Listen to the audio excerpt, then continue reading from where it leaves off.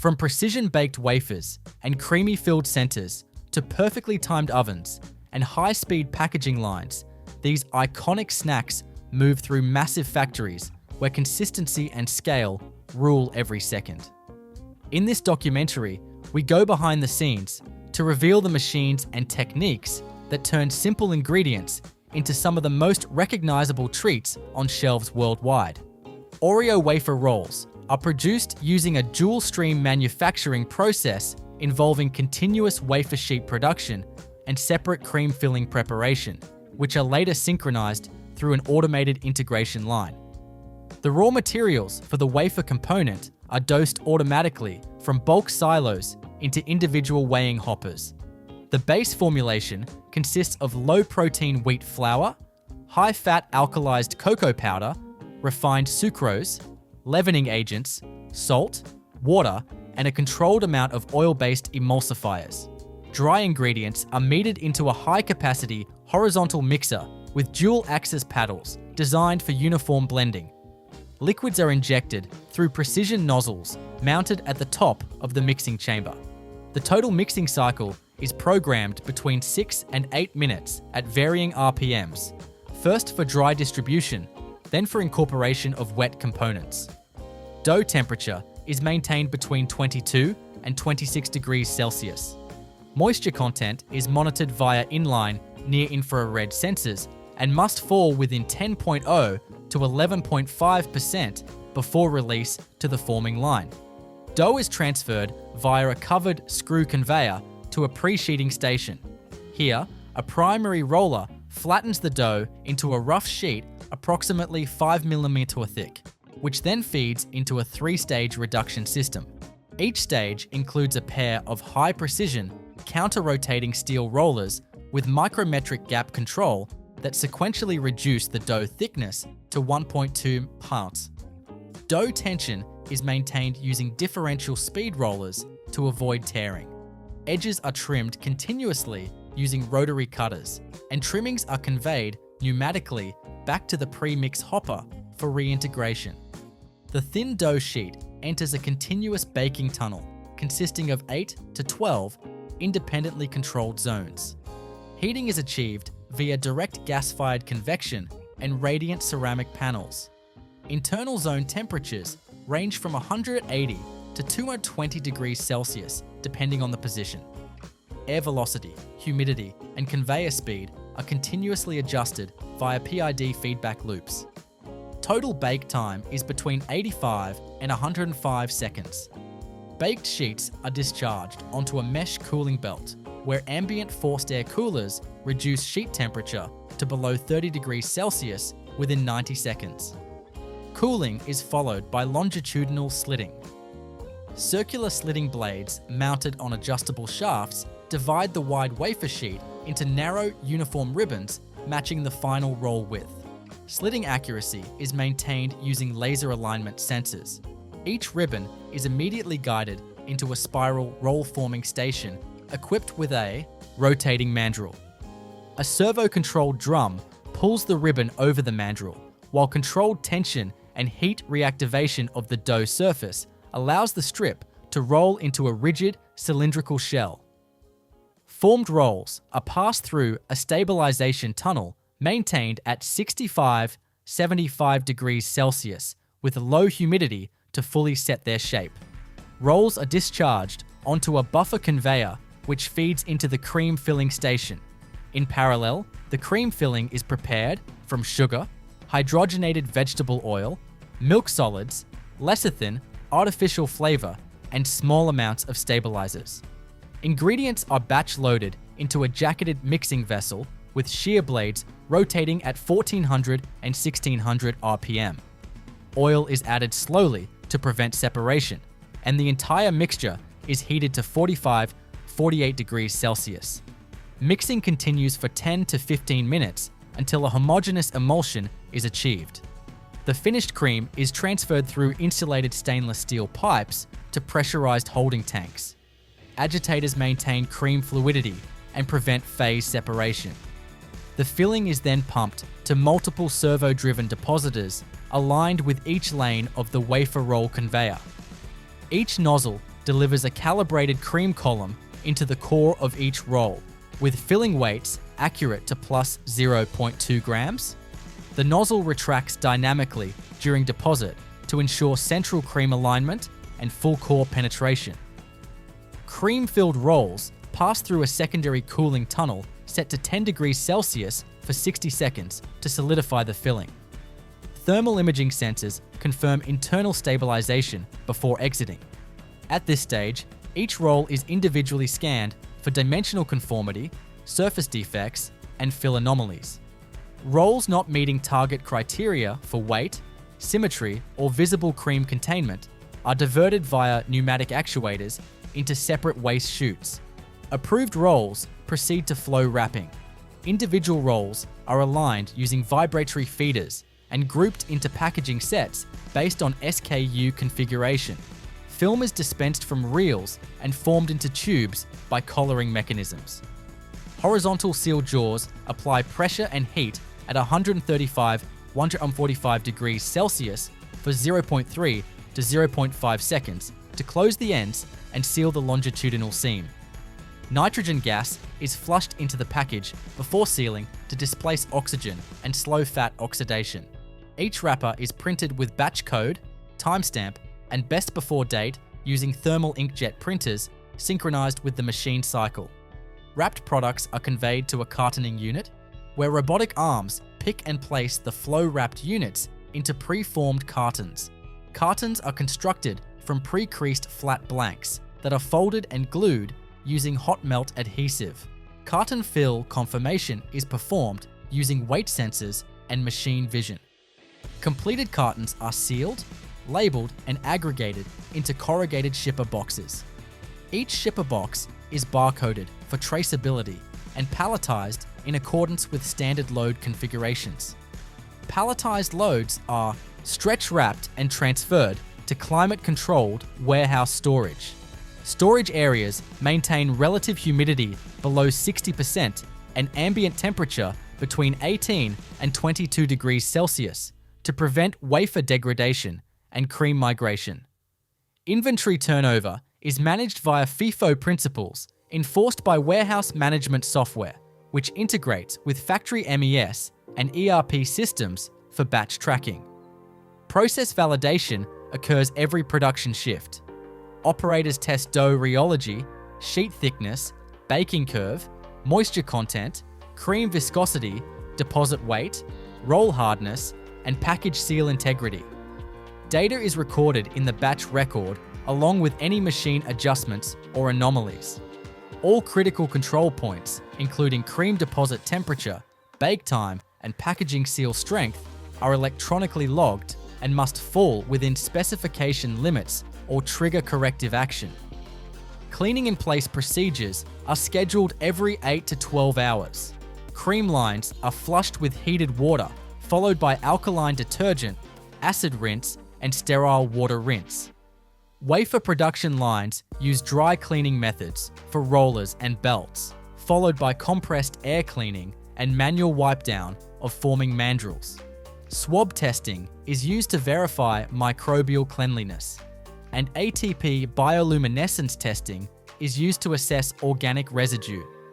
Production yield is calculated by comparing in-feed material weight to packaged product weight, adjusted for expected waste. All off-spec rolls, excess cream, and packaging rejects are weighed and categorized into waste type. Cream residue is routed into closed collection tanks for food waste processing, while wafer rejects are disposed of according to facility-specific food waste handling protocols.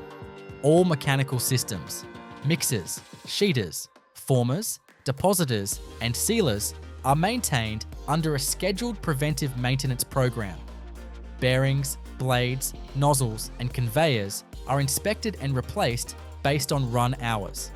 PLC logic controllers monitor machine health via vibration sensors, motor load curves, and cycle time deviation analysis. Batch documentation includes raw material lot numbers, machine settings, environmental conditions, operator identification, in-process test results, and any deviations from standard operating conditions. These records are archived digitally and are subject to internal audits, third-party verification, and regulatory inspection. Full traceability is retained for every unit produced. Nutella Be Ready consists of 3 major components manufactured on synchronized but separate production lines: a wafer shell, a Nutella filling, and the final packaging. Each component is produced under tightly controlled parameters using fully automated equipment integrated into a high-throughput, continuous processing line. The outer shell is made from a low-moisture, wheat-based dough formulated to bake into a crisp, blister-free wafer. The dough formulation begins with dosing refined wheat flour, sugar, salt, leavening agents, and a blend of plant-based fats into an enclosed paddle mixer. Dry ingredients are dispensed from silo systems into individual weigh hoppers with accuracy to within plus 0.1%. Liquids, including water and emulsifiers, are metered from heated tanks using flow meters. The mixer operates at multiple speeds for uniform hydration and structural development. Once the dough reaches the required consistency, typically between 22% and 25% moisture content, it is discharged via bottom gate valves into an auger conveyor leading to the forming line. The dough passes through a series of lamination rollers where it is flattened to a precise thickness of 1.4 millimeters. Differential speed control across rollers prevents tearing and ensures uniform surface tension. Edge trimmings are continuously recycled to minimize waste and maintain dimensional consistency. The laminated sheet enters a rotary molding system. This consists of a rotating die roller with cavity molds shaped to match the profile of the Nutella Be Ready shell. The dough is pressed into the molds using counter-rotating pressure rollers. An adjustable doctor blade removes excess dough from the roller surface. Molded wafers are transferred via a vacuum pickup system to a baking mesh conveyor, which passes through a tunnel oven with multiple independently controlled zones.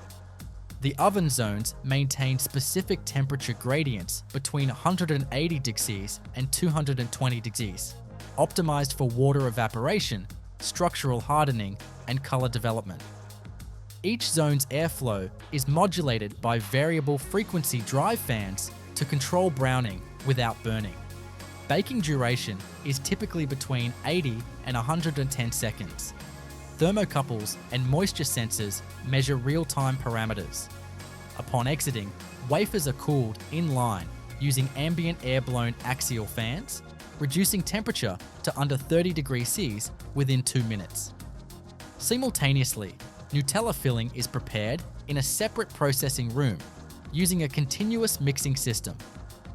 Ingredients including refined sugar, vegetable oil, skimmed milk powder, cocoa, and hazelnut paste are dosed using mass flow meters and pneumatic transfer lines. Mixing occurs in a double-jacketed emulsification vessel with counter-rotating impellers operating at 800 to 1200 RPM. The temperature is held between 40 degrees and 45 degrees C during mixing to maintain fluidity and preserve emulsion stability. The finished Nutella filling is pumped through heat-insulated stainless steel piping into buffer tanks connected to multi-head depositor units. These depositors are aligned with the conveyor lanes carrying the pre-formed wafer shells. Each depositor nozzle dispenses a precise amount of filling, usually between 12 and 16 grams, into the hollow cavity of each wafer. Fill weight is monitored using inline load sensors that reject any units outside the tolerance band of plus 0.3 grams. To prevent air entrapment during deposition, the filling nozzle retracts during injection at a synchronized rate, matching the filling viscosity and back pressure. Cream flow is assisted by low-pressure nitrogen to maintain a consistent stream and eliminate pulsing. After filling, each shell passes through a cooling tunnel maintained at 10 to 12 degrees to solidify the fat phase of the filling and prevent oil migration into the wafer wall. Following cooling, a pre-molded wafer lid is applied to seal each filled shell. These lids are formed from the same dough and are baked separately on a synchronized rotary system. A robotic arm equipped with vacuum suction cups picks and places each lid onto the open cavity. An edible adhesive compound, typically a glucose-based syrup, is applied to the perimeter edge to create a bond. Pressure rollers compress the lid and base together for mechanical adhesion. After sealing, each unit passes through a mechanical inspection station. High-speed cameras and laser profilometers verify shell integrity, alignment, lid placement, and overall dimensions. Any product with cracks, offset seals, or excessive height deviation is automatically rejected via pneumatic diverter arms. Approved units move into the packaging preparation line. Packaging begins with flow wrapping. Individual Nutella Be-Ready units are spaced on timing belts and fed into the wrapping machine using servo motor-controlled pushers. Wrapping film is fed from a roll and formed around each unit via a forming collar. Horizontal and vertical seals are applied using heated sealing jaws that operate at 130 degrees, 145 degrees Celsius. Modified atmosphere packaging is implemented via nitrogen gas injection prior to sealing to displace oxygen and extend shelf life.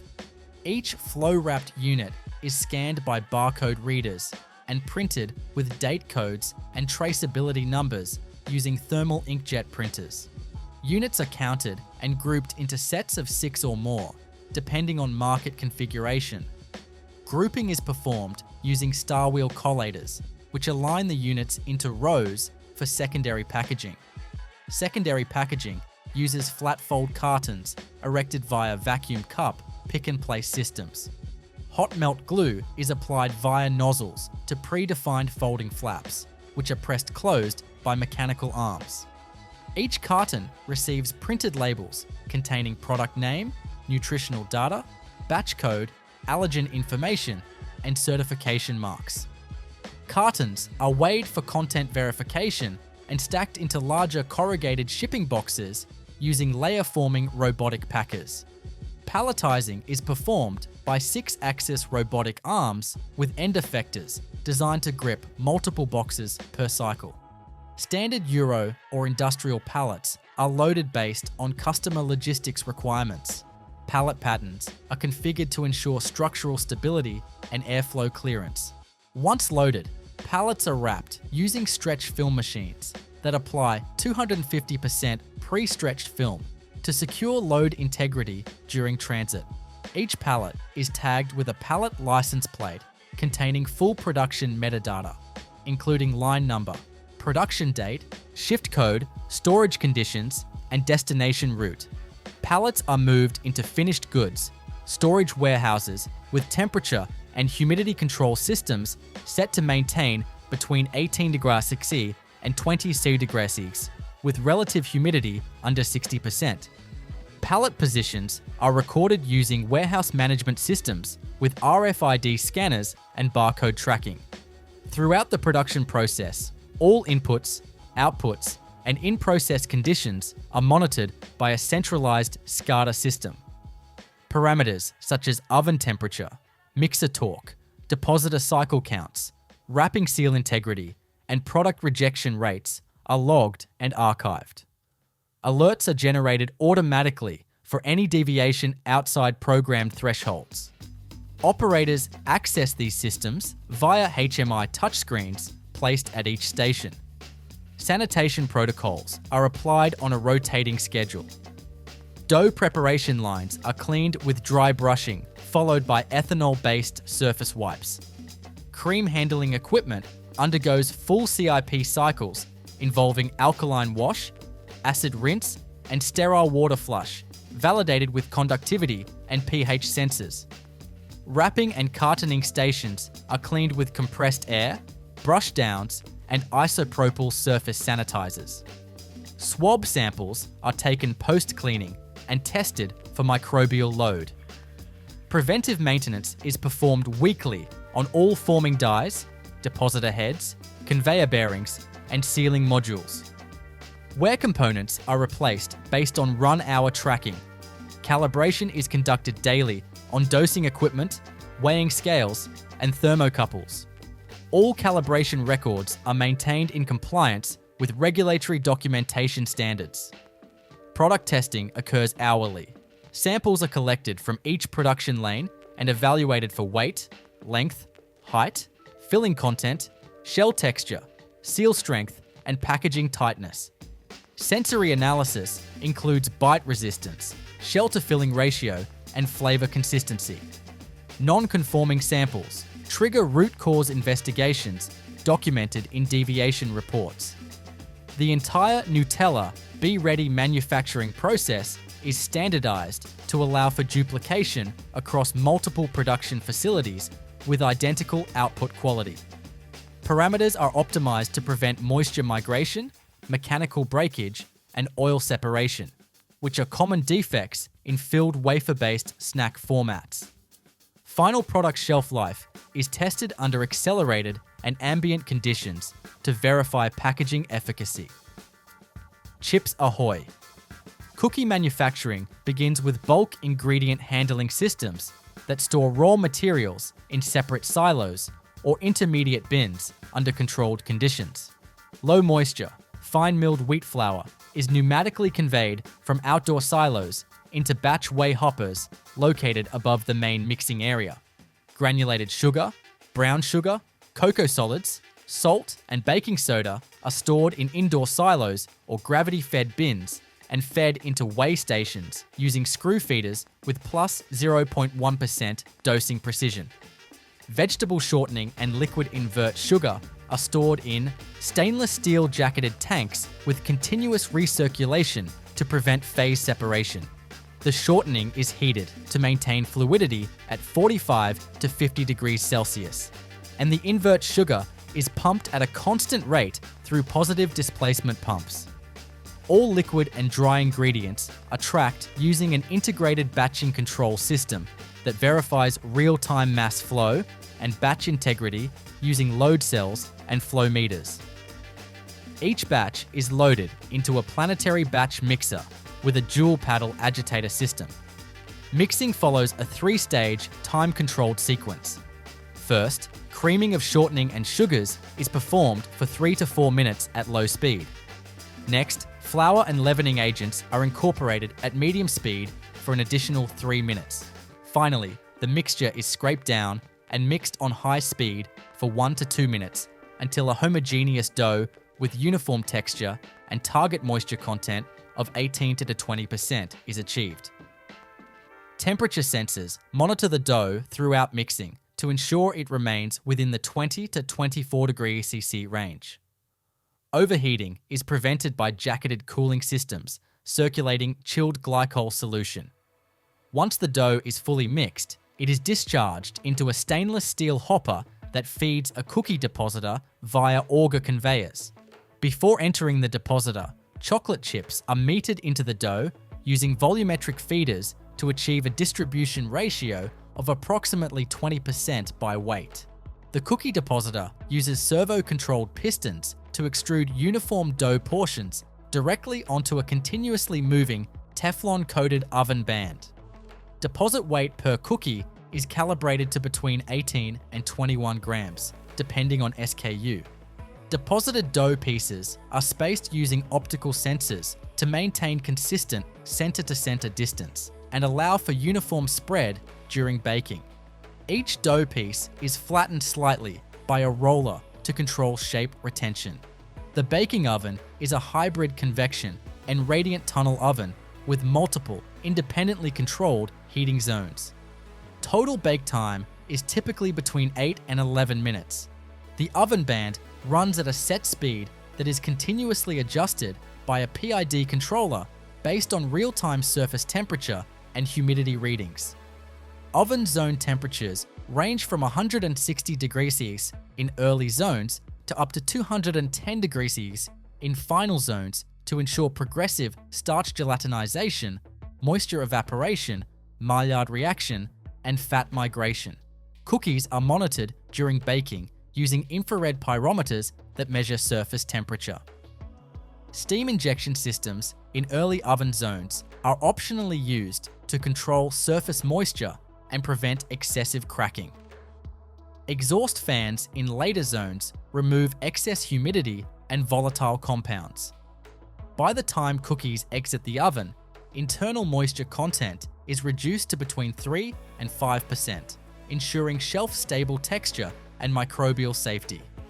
Upon exiting the oven, cookies are transferred onto a wire mesh cooling conveyor system.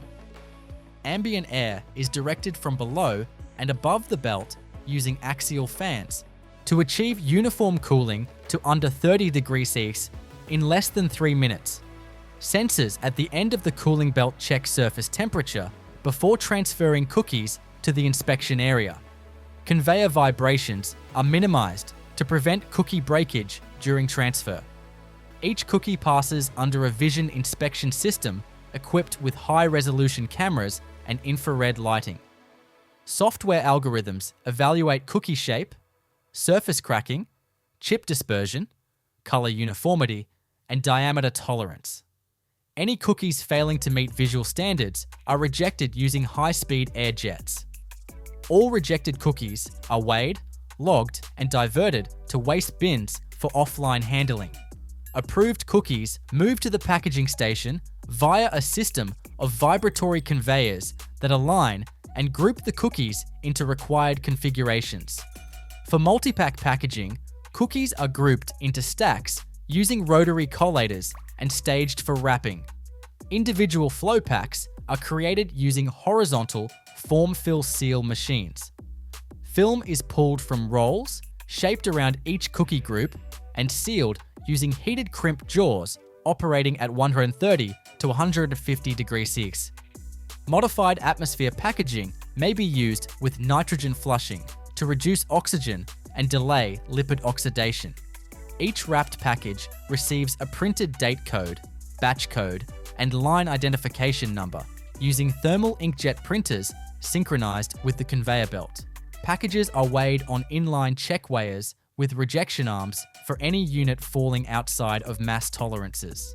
Wrapped units are inserted into cartons using robotic pick-and-place arms with vacuum grippers. Cartons are sealed with hot melt glue at 165 degrees Celsius and pressed under controlled pressure to ensure full adhesion. Secondary packaging lines aggregate cartons into shipping cases.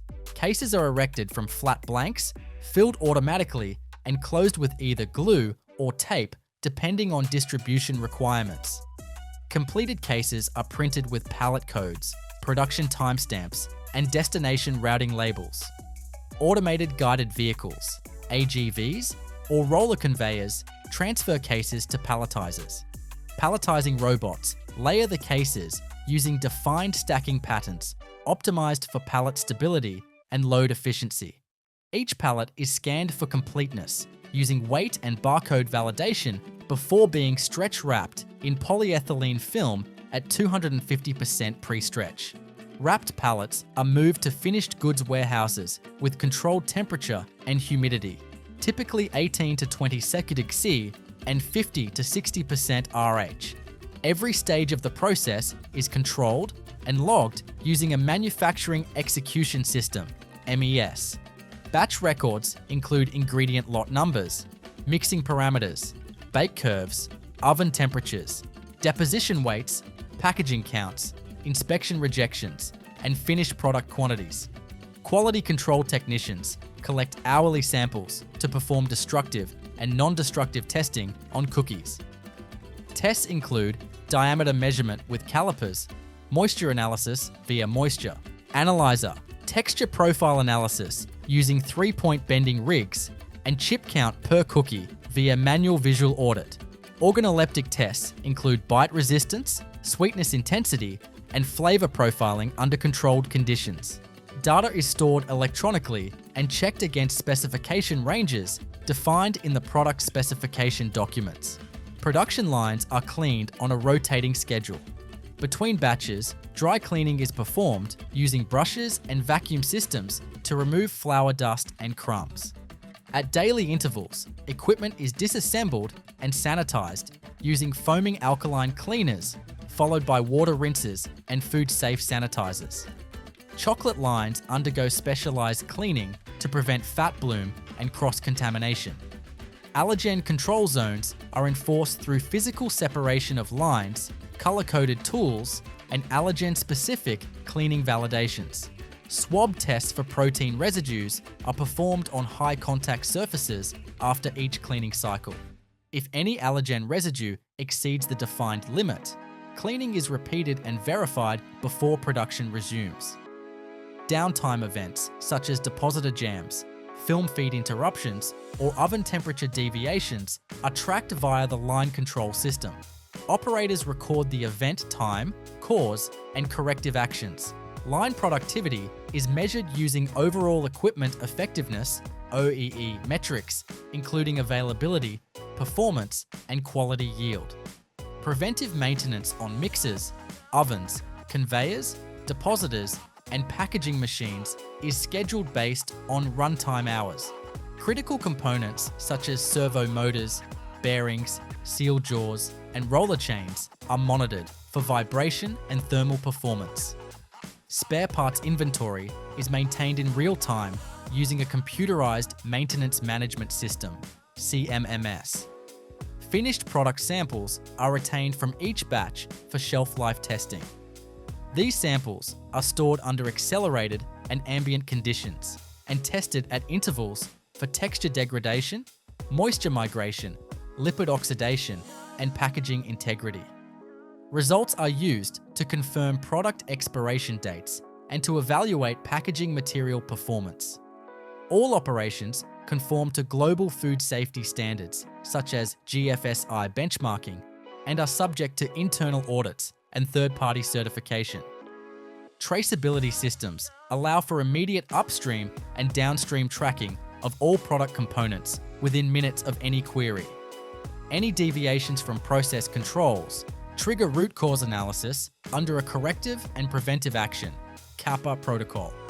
McDonald's hamburgers begin with bulk shipments of beef trimmings delivered to centralized processing facilities where the meat is unloaded from refrigerated trucks into chilled receiving bays held between 0 and 4 degrees Celsius. Each lot is inspected visually and mechanically with camera-based optical sensors and fat analysis probes verifying color, lean content, and moisture levels. Trimmings are sorted by lean to fat ratio to match McDonald's specification for finished patties, typically between 78 and 82% lean. The selected beef portions are conveyed into stainless steel grinding machines fitted with cold jacketed chambers to prevent temperature rise during processing.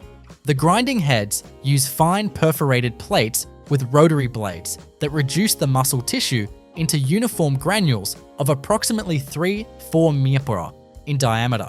The ground beef is discharged into a horizontal ribbon blender, where any remaining lean to fat variation is equalized through slow speed agitation for 1.5 to 3 minutes. The blended ground beef is then conveyed to an automated portioning and forming line. This system uses volumetric piston feeders that inject exact quantities of meat into stainless steel molds arranged on a rotating turret. Molds are machined to tight tolerances to produce consistent diameter and thickness. Each formed patty is ejected onto a conveyor belt and transferred through a vision-based quality control station that checks for shape deviation, edge defects, and uniformity. Immediately after forming, the patties pass through a metal detector calibrated to identify ferrous and non-ferrous contaminants as small as 1 mm in diameter.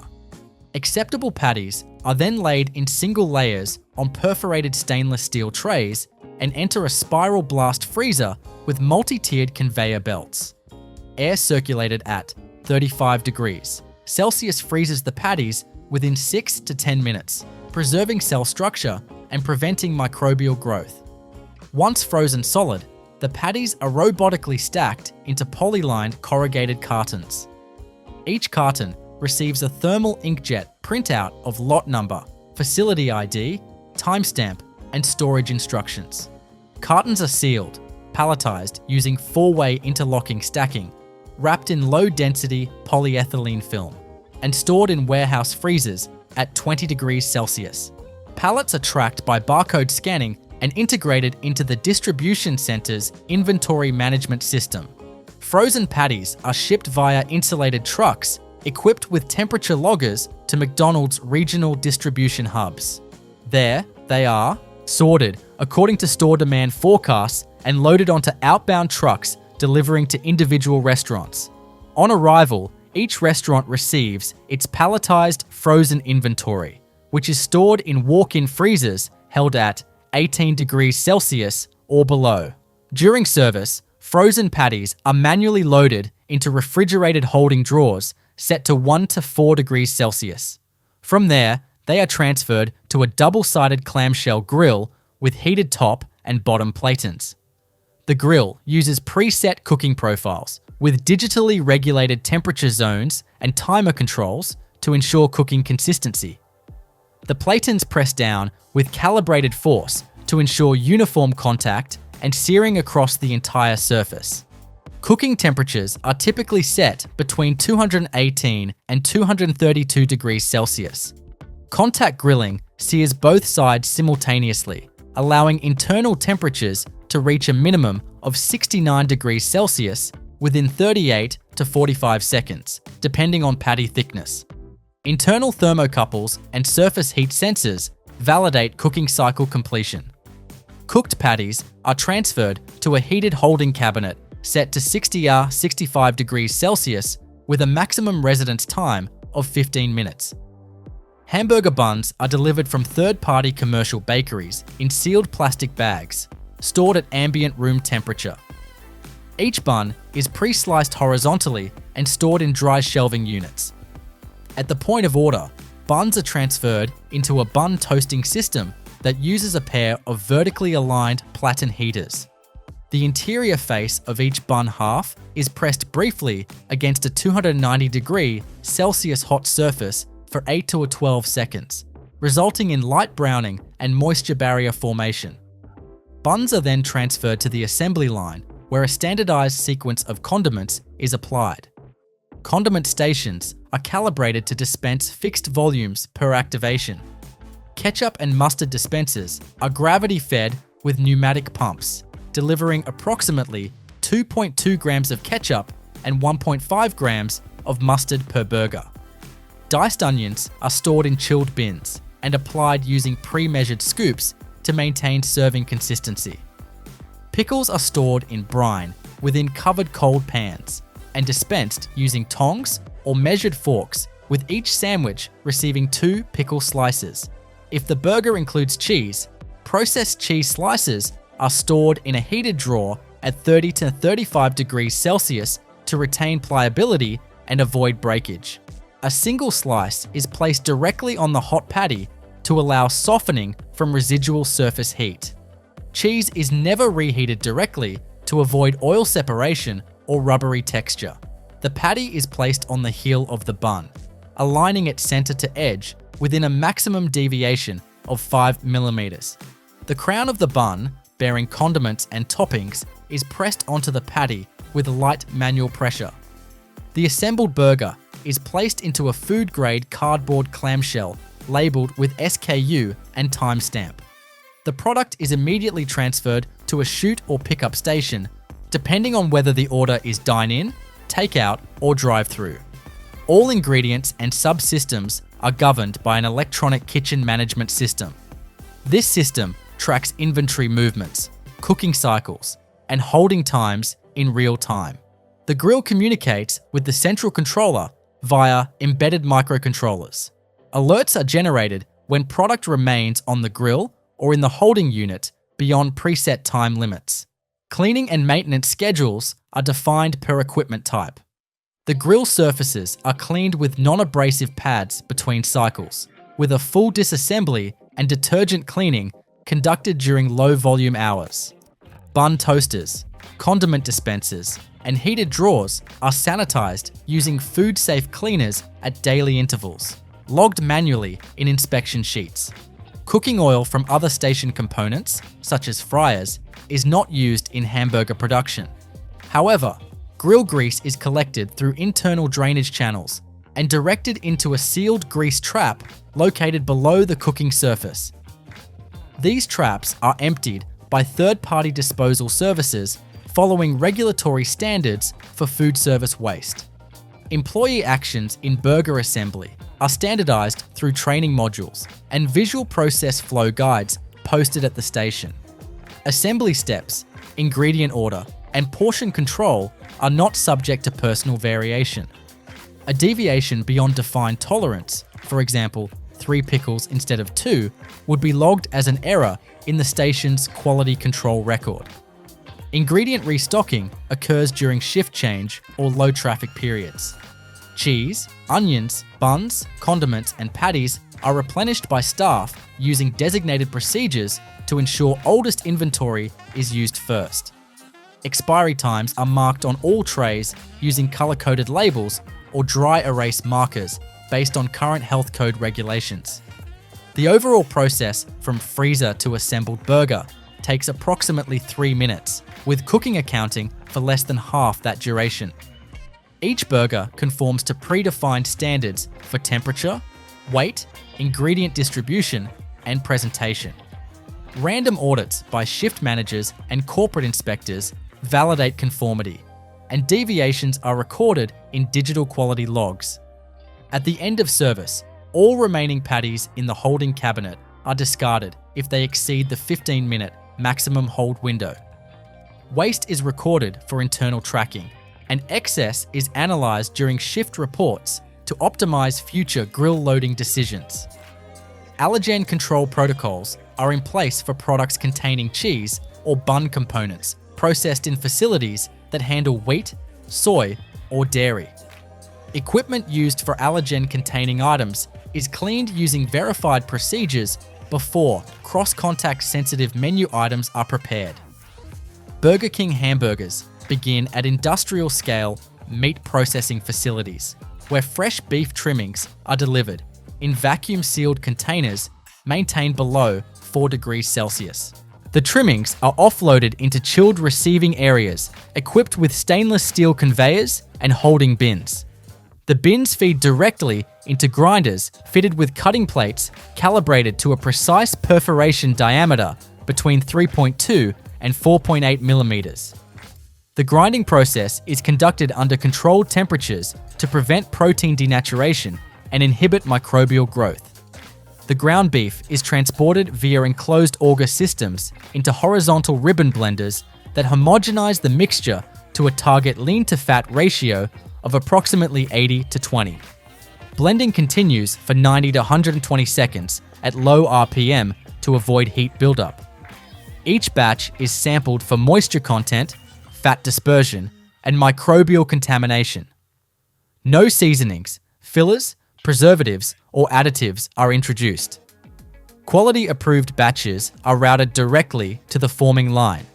The forming process uses hydraulic form and eject systems with rotary dies that compress the meat into circular patties of fixed mass, diameter, and thickness. Optical sensors monitor patty integrity, checking for cracks, underfilled molds, or edge defects. Formed patties are placed onto poly-coated food-grade conveyor belts and immediately pass through a metal detection tunnel calibrated to detect ferrous and non-ferrous contaminants as small as 1.0 millimeter. Patties then enter a spiral freezer where air chilled to 35 degrees Celsius circulates at high velocity to harden the product within 7 to 10 minutes. Rapid freezing limits ice crystal growth and preserves cell structure. Upon exit, frozen patties are automatically stacked in counted layers into polyethylene-lined cartons. Each carton is sealed, labeled with a unique batch code, production timestamp, and storage requirements, then palletized and transferred to cold storage held at 20 degrees Celsius or lower. Frozen patties are shipped in refrigerated trailers equipped with continuous temperature logging devices that provide data on transit conditions. At Burger King distribution centers, incoming pallets are scanned into inventory and stored in walk-in freezers. Orders are fulfilled based on store demand algorithms, with frozen patties delivered to individual restaurants on a rotational inventory system that ensures first in, first out usage. At the restaurant level, Frozen patties are stored in low-temperature freezers until transferred to refrigerated drawers for same-day cooking. Each drawer maintains internal temperatures between 1 and 4 degrees Celsius. Restaurant operations follow a grill-to-order or batch preparation method depending on volume. Cooking is done using a proprietary gas-fired broiler system equipped with a continuous stainless steel chain conveyor that transports raw patties through a tunnel with overhead and under-fired direct flame burners. Each patty is manually placed onto the moving broiler belt, which advances at a fixed speed preset according to patty thickness and desired internal temperature. As the patty enters the broiler tunnel, infrared sensors verify burner ignition and temperature stability. The open flame directly contacts the surface of the patty, inducing a Maillard reaction that produces characteristic grill marks and seared flavor. Simultaneously, moisture is driven out of the meat surface, concentrating the flavor and forming a firm exterior crust. The broiler conveyor moves at a calibrated pace, typically between 2.5 to 3.5 minutes per pass, depending on the product type. Internal temperatures of patties are monitored via embedded thermocouples in test units during hourly quality assurance checks. Each patty must achieve an internal temperature of at least 71 degrees Celsius before being passed to the holding area. The broiler is equipped with grease drainage systems that collect rendered fat into heat-resistant trays, which are emptied and cleaned daily. Cooked patties are deposited onto a stainless steel chute that guides them into heated holding trays. These trays are equipped with radiant heat elements that maintain surface temperatures between 60 and 65 degrees Celsius. A digital timer tracks how long each tray has been loaded. Cooked patties are held for a maximum of 10 minutes before being discarded to maintain texture and taste consistency.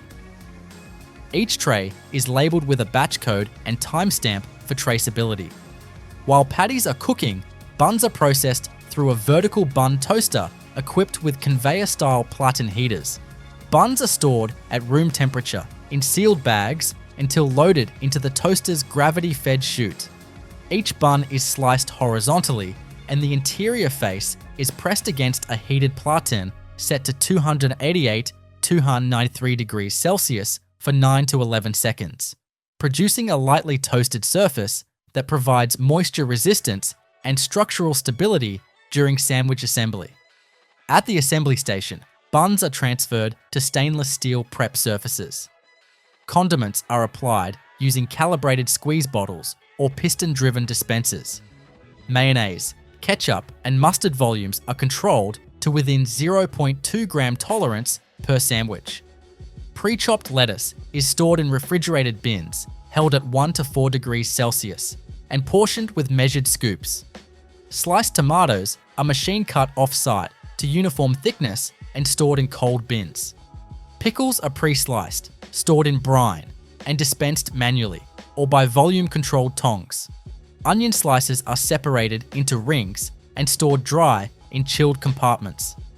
Cheese slices, individually separated by interleaving sheets, are held in humidity-controlled drawers and applied manually to hot patties. Melting begins on contact due to retained surface heat from the broiler. In multi-patty configurations, cheese is placed between layers to bind them together. Burger crowns are pressed gently onto the sandwich to complete assembly. Each finished burger is placed into a pre-folded paper wrap or cardboard clamshell, depending on store packaging configuration. Clamshells are pre-loaded into gravity-fed dispensers and labeled with SKU identifiers. Assembly staff insert each item into its respective packaging within 10 seconds of completion to reduce heat loss. Packaged burgers are queued on heat-retaining stainless steel chutes until collected by frontline staff or drive-through personnel. All steps of production, from raw patty to finished burger, are logged via point-of-sale integrated kitchen management systems. These systems track timestamps for cook cycles, holding durations, and ingredient usage. Broiler temperatures, toaster settings, and holding bin temperatures are verified hourly against digital readouts and documented in quality assurance logs. Ingredient rotation follows a strict first in, first out schedule. Bins for lettuce, tomato, and onions are marked with timestamps. Condiment cartridges are replaced every 4 hours. Cheese drawers are sanitized every 4 hours or upon visible residue. Packaging materials are stored in dry areas above floor level and inspected daily for contamination or damage. Cleaning procedures for the broiler include nightly shutdown and disassembly of the chain, flame shields, and drip trays. Components are soaked in degreasing solution, brushed with food-safe abrasives, rinsed with potable water, and reassembled before morning operations. Bun toasters are wiped down between shifts and deep cleaned daily. Stainless steel prep surfaces are sanitized using quaternary ammonium-based solutions between each menu changeover. Waste patties beyond holding limits are recorded and disposed of according to local food safety regulations. Waste logs categorized by reason: overcooked, expired holding time, or off-spec grill temperature. Daily waste volumes are analyzed against hourly demand forecasts to optimize future batch sizes and reduce discard rates. Every element of the system is engineered for reproducibility. Conveyor speed, burner placement, heating element calibration, and ingredient flow are all configured to produce identical results across every store. Burger King's operational procedures specify not only the quantity of each topping, but the order of application, spacing, and placement centering to reduce variability.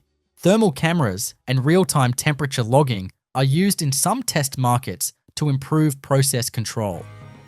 Wendy's hamburgers begin with the processing of fresh, never frozen beef. Whole muscle cuts are delivered to regional patty processing facilities in refrigerated containers held between 0 and 4 degrees Celsius.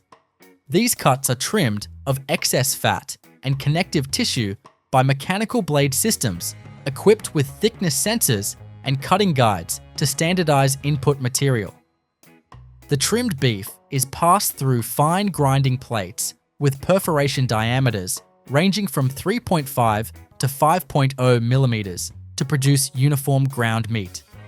The ground beef is loaded into stainless steel mixing tanks where the lean to fat ratio is balanced to approximately 80.20 using real-time fat analysis sensors and automated auger feeding systems. No preservatives, fillers, or additives are introduced. The blend is mixed gently under chilled conditions to prevent protein degradation and to retain water binding capacity. The mixture is tested for microbial content, temperature, and compositional accuracy before advancing. Patties are formed using hydraulic forming machines with square dies, giving Wendy's burgers their distinctive shape. Each mold is calibrated for precise weight and thickness, typically 113 to 170 grams, depending on the product line. Formed patties are transferred to a conveyor where machine vision systems inspect for edge defects, cracks, or inconsistencies in surface texture. Acceptable patties are placed into single-layer, vacuum-sealed packaging and labeled with production time, lot number, and expiration date. Packaged patties are transported to restaurant locations via refrigerated trucks maintained below 4 degrees Celsius. Upon arrival, the patties are stored in walk-in refrigerators with air circulation systems designed to maintain uniform temperatures and humidity. The storage area uses FIFO inventory rotation, tracked by internal labeling systems that log delivery and use dates. Patties are removed from cold storage and transferred to a flat-top grill for cooking. The grill is made of polished steel and heated by independently controlled heating zones, maintained at temperatures between 218 and 246 degrees Celsius. Cooking surfaces are checked for temperature consistency using surface thermometers before each service period. No oil is added to the grill surface, as the beef renders its own fat during cooking. Raw patties are placed directly on the hot surface and pressed with a weighted spatula to ensure even contact and browning. The searing process forms a crust that locks in juices and enhances flavor through Maillard reaction. Internal patty temperature is monitored using digital thermometers to ensure a minimum internal temperature of 71 degrees Celsius is reached. Cooking time ranges from 3 to 4.5 minutes per side depending on patty thickness and grill load. Patties are flipped once during cooking using flat-edge spatulas to maintain structural integrity. Drippings are channeled into built-in grease traps that are emptied and cleaned daily. Finished patties are transferred directly to a heated holding tray set to maintain product between 60 and 65 degrees Celsius.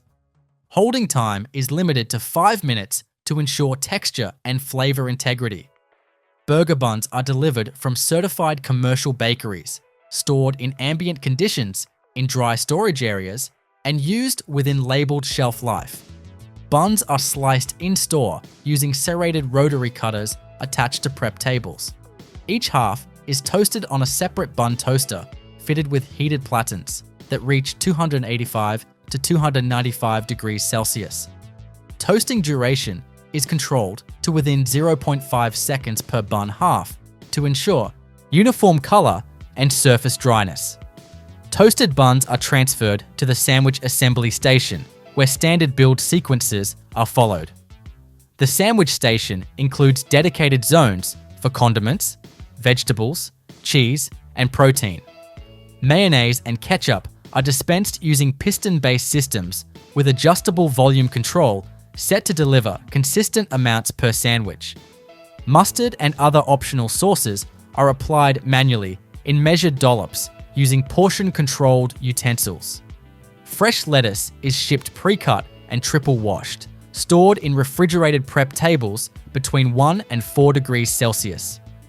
Tomatoes are sliced daily using mechanical slicers to a thickness of 5 millimeters and stored in high humidity containers. Onions are peeled and sliced into rings and portioned by visual estimation or scale weight.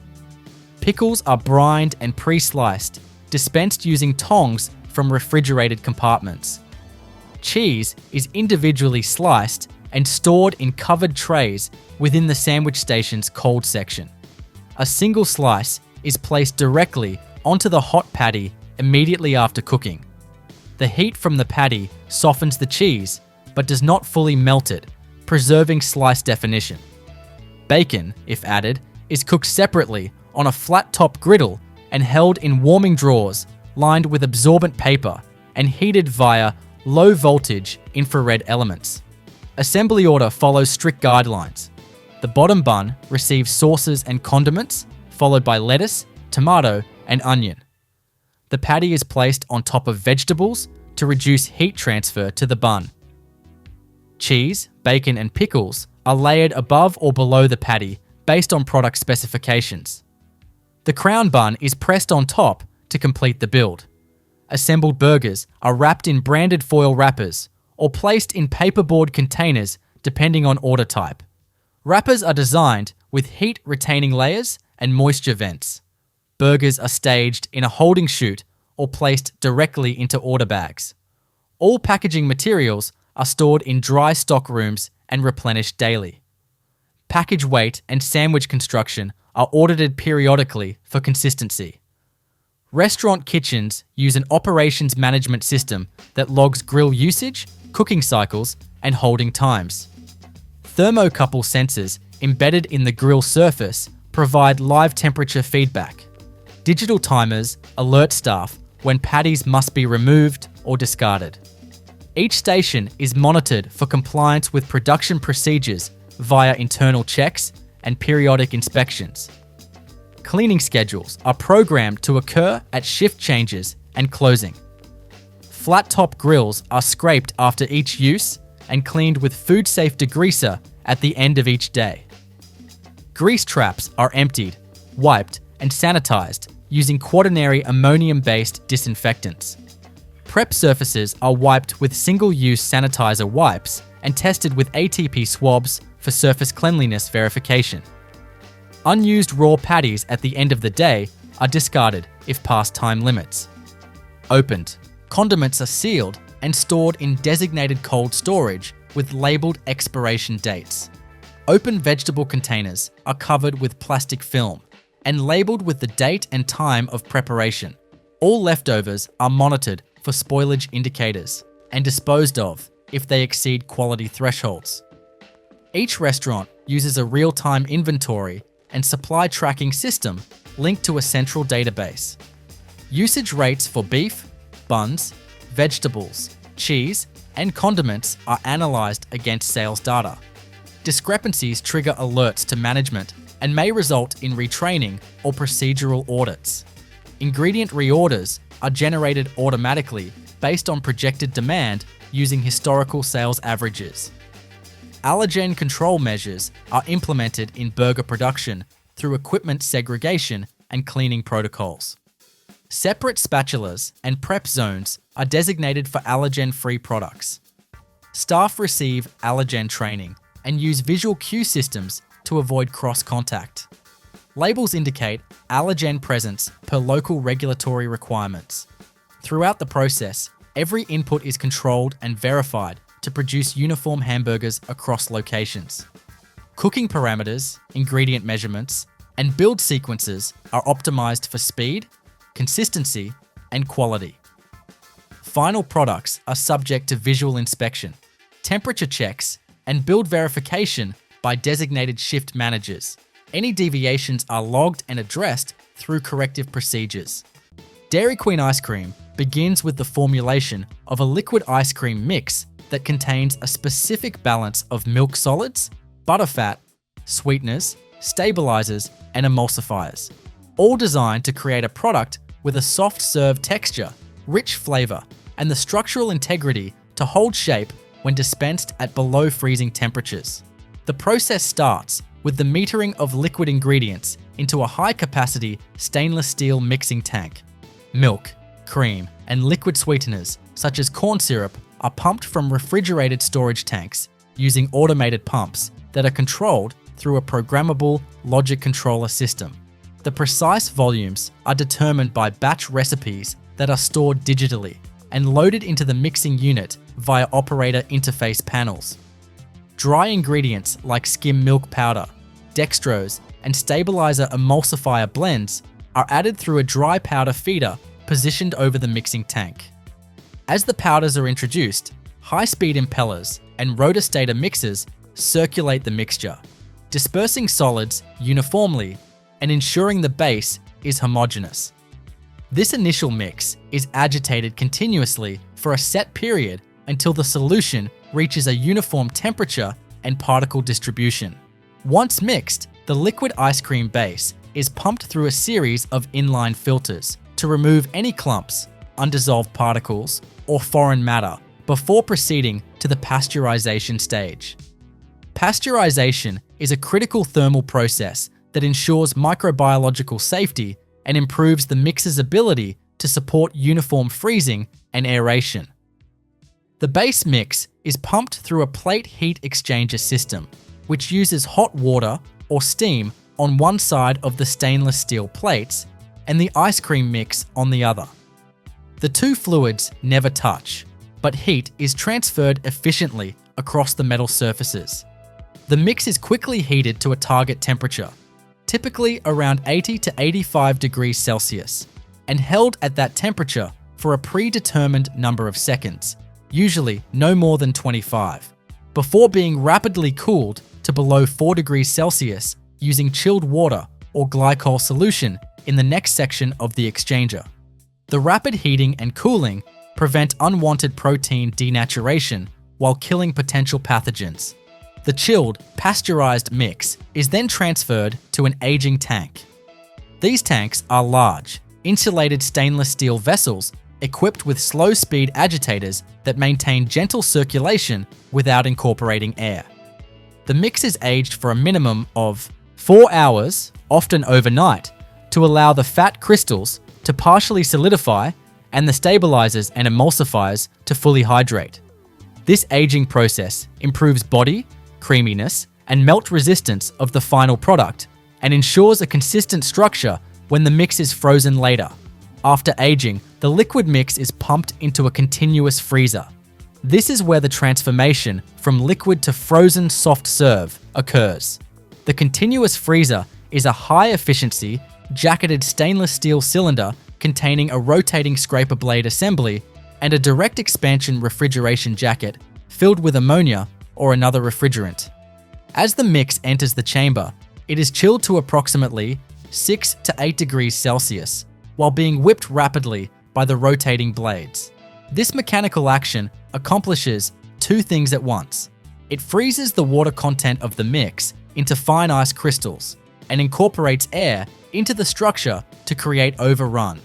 Overrun is the term used to describe the volume of air introduced into ice cream, expressed as a percentage of the original mix volume.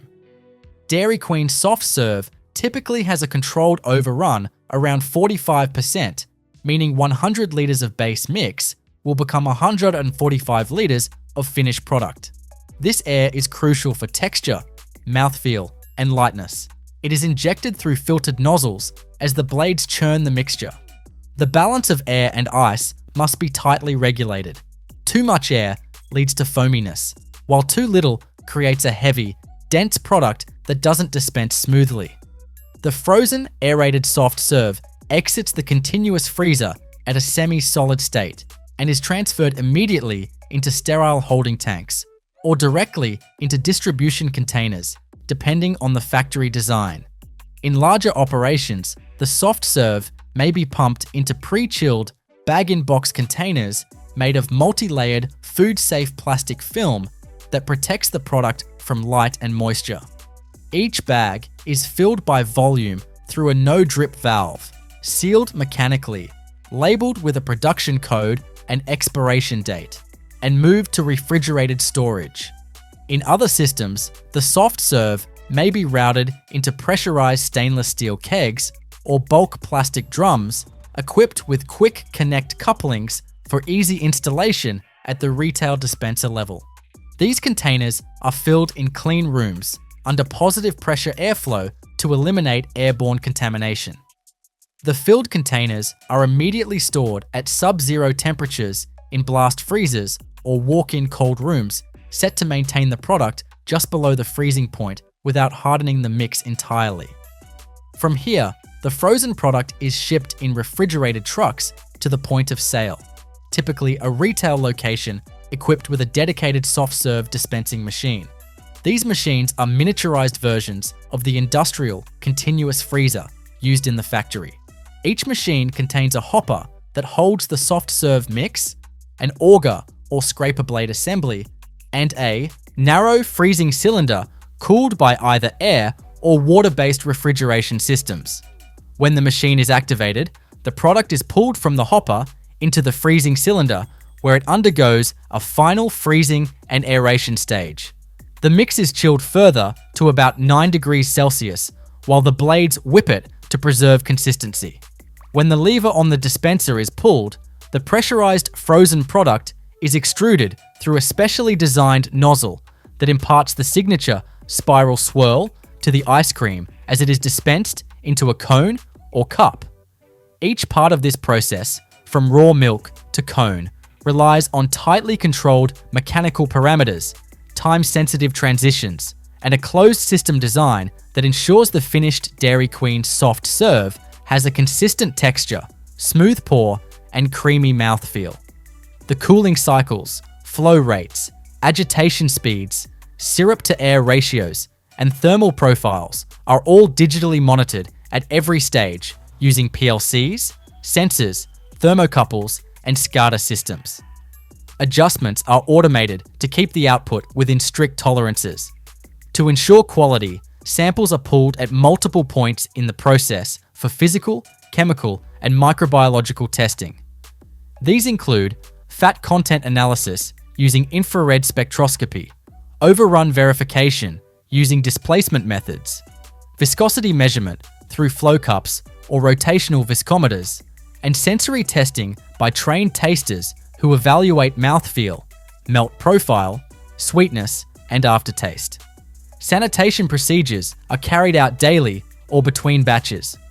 All pipes, valves, hoses, and tanks in the mix production system are cleaned in place using automated CIP systems that cycle through pre-rinse, caustic wash, acid rinse, and final sanitizing steps. Soft serve dispensers at the retail level are cleaned manually with specialized brushes and food-safe detergents, followed by complete reassembly and sanitization with hot water flushes to ensure hygiene is maintained without altering the flavor of future batches.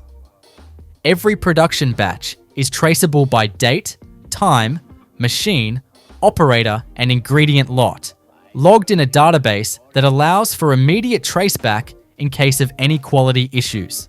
Digital records are kept for regulatory compliance and internal process optimization, helping to refine recipes, extend shelf life, and reduce variability between runs. Bluebell ice cream production begins with the assembly of the ice cream base, which is the liquid foundation used to create every flavor. This base must be smooth, homogeneous, microbially safe, and physically stable throughout the freezing, hardening, and distribution stages. To prepare it, the process starts in a mixing room where stainless steel blending tanks are used to combine raw ingredients such as whole milk, cream, skim milk powder, sugar, corn syrup solids, and stabilizers like guar gum or carrageenan. These ingredients are stored in separate bulk storage silos or tanks at controlled temperatures and are pumped into the mix tank using automated volumetric dosing systems. The control panel interfaces allow operators to select a formula code that precisely dictates the ratios required for each batch.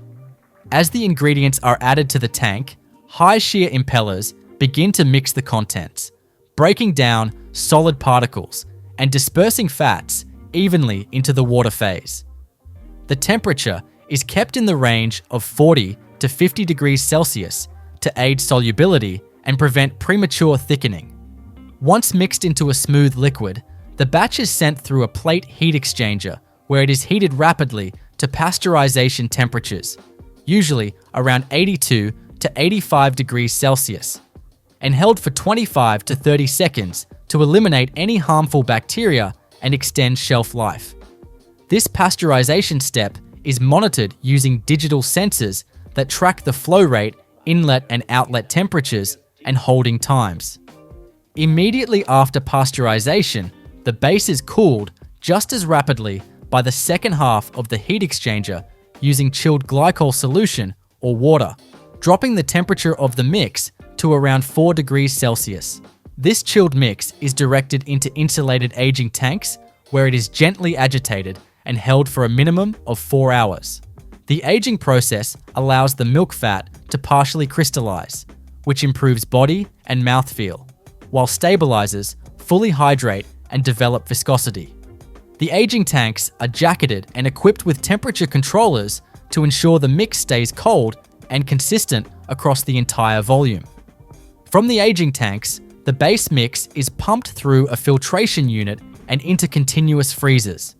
These freezers are the heart of the transformation process, where liquid mix becomes soft, semi-solid ice cream through a combination of rapid cooling and mechanical aeration.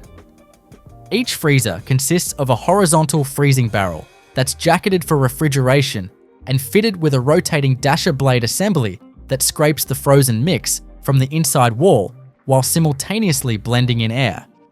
This air is filtered and injected under pressure to create overrun, the volume of air in the ice cream, which typically ranges from 60 to 90% depending on the product line. The dasher speed and airflow rate are tightly controlled to produce a uniform texture with consistent aeration. As the mix freezes, small ice crystals begin to form, stabilized by the partially solidified fat structure. The blades continue to whip the mixture while keeping the internal temperature around 5 to 7 degrees Celsius, cold enough to form a spoonable texture without fully hardening. At this stage, inclusions like chocolate chips, cookie dough, brownies, caramel swirls, or fruit pieces are introduced. These mix-ins are added using ingredient feeders synchronized with the freezer output. The feeders are auger-based or belt-driven and feed precise quantities of inclusions into the flow stream so that distribution is even but gentle, ensuring that delicate ingredients are not crushed or smeared. As the frozen mix exits the freezer, it is immediately deposited into containers. Bluebell typically uses round paperboard cartons with plastic-coated interiors for ice cream, ranging from pints to half gallons. These cartons are automatically erected from flat stock, positioned on a conveyor belt, and filled via time pressure or piston-based filling heads. The heads are height adjustable and retract as the filling occurs to prevent air pockets or overflow. For varieties with variegates like fudge or fruit syrup, an additional stream is injected into the flow through a ribboning head, creating visible swirls as the carton fills from the bottom up. After filling, a lid is automatically pressed onto the container using pneumatic arms. The sealed containers pass through a rotary or linear check weigher that confirms the net weight is within spec. Underweight or overweight cartons are automatically rejected and sent to a separate path for inspection or rework. Accurate filling is essential not just for consumer expectation, but to ensure uniform freezing in the next step. The sealed containers are then conveyed into a hardening tunnel, which is essentially a long blast freezer where temperatures drop to 30 to 40 degrees Celsius. Inside, high-velocity fans circulate sub-zero air around the cartons, freezing the remaining liquid phase rapidly and reducing the core temperature of the ice cream to below 18 degrees Celsius. This fast hardening process is vital to preserving the fine ice crystal structure created during freezing. The air jets are angled and modulated to provide even exposure and prevent frost buildup or warping of the cartons. The hardened ice cream containers exit the tunnel and move into the packaging area, where they are inkjet printed with date codes, flavor identifiers, and batch numbers. These markings allow full traceability from raw ingredient to final sale. Cartons are grouped into multi-packs using collators and tray packers, then boxed by robotic case packers into corrugated shipping cases. Each case is sealed with tape or hot glue, scanned for correct labeling, and palletized using robotic arms. Pallets are stacked in specific configurations that maximize airflow for cold storage and are wrapped in stretch film to protect against moisture and dust. Finished pallets are transferred to a holding freezer, typically kept between 20 and 25 degrees Celsius, where product is stored until it's loaded into refrigerated trucks. These cold chain logistics are essential to prevent thawing and refreezing, which would cause ice crystal growth and negatively affect texture. Delivery schedules are timed to coordinate with storage capacity and retail demand, ensuring that the product reaches shelves still within the optimal quality window. Every point in the process is monitored through industrial control systems. Pressure sensors, flow meters, thermocouples, and programmable controllers gather real-time data on mix temperatures, freezer speeds, air injection rates, filling volumes, tunnel temperatures, and even ingredient feed rates. This data is reviewed both in real time and after production to analyze batch quality, identify issues, and implement continuous improvement measures. Any batch that deviates from target parameters can be traced back through digital batch logs and ingredient tracking systems, allowing for full quality control. In terms of sanitation, the Bluebell factory uses CIP, clean-in-place, systems on all tanks, lines, and freezers. After each production cycle, a sequence of hot water rinses, alkaline cleaners, acid washers, and final sanitizers is circulated through the system at high velocity. The cycle times, temperatures, and chemical concentrations are controlled automatically, and post-cleaning validations are performed using ATP swabs or microbiological plate tests to verify the absence of residue or bacterial growth.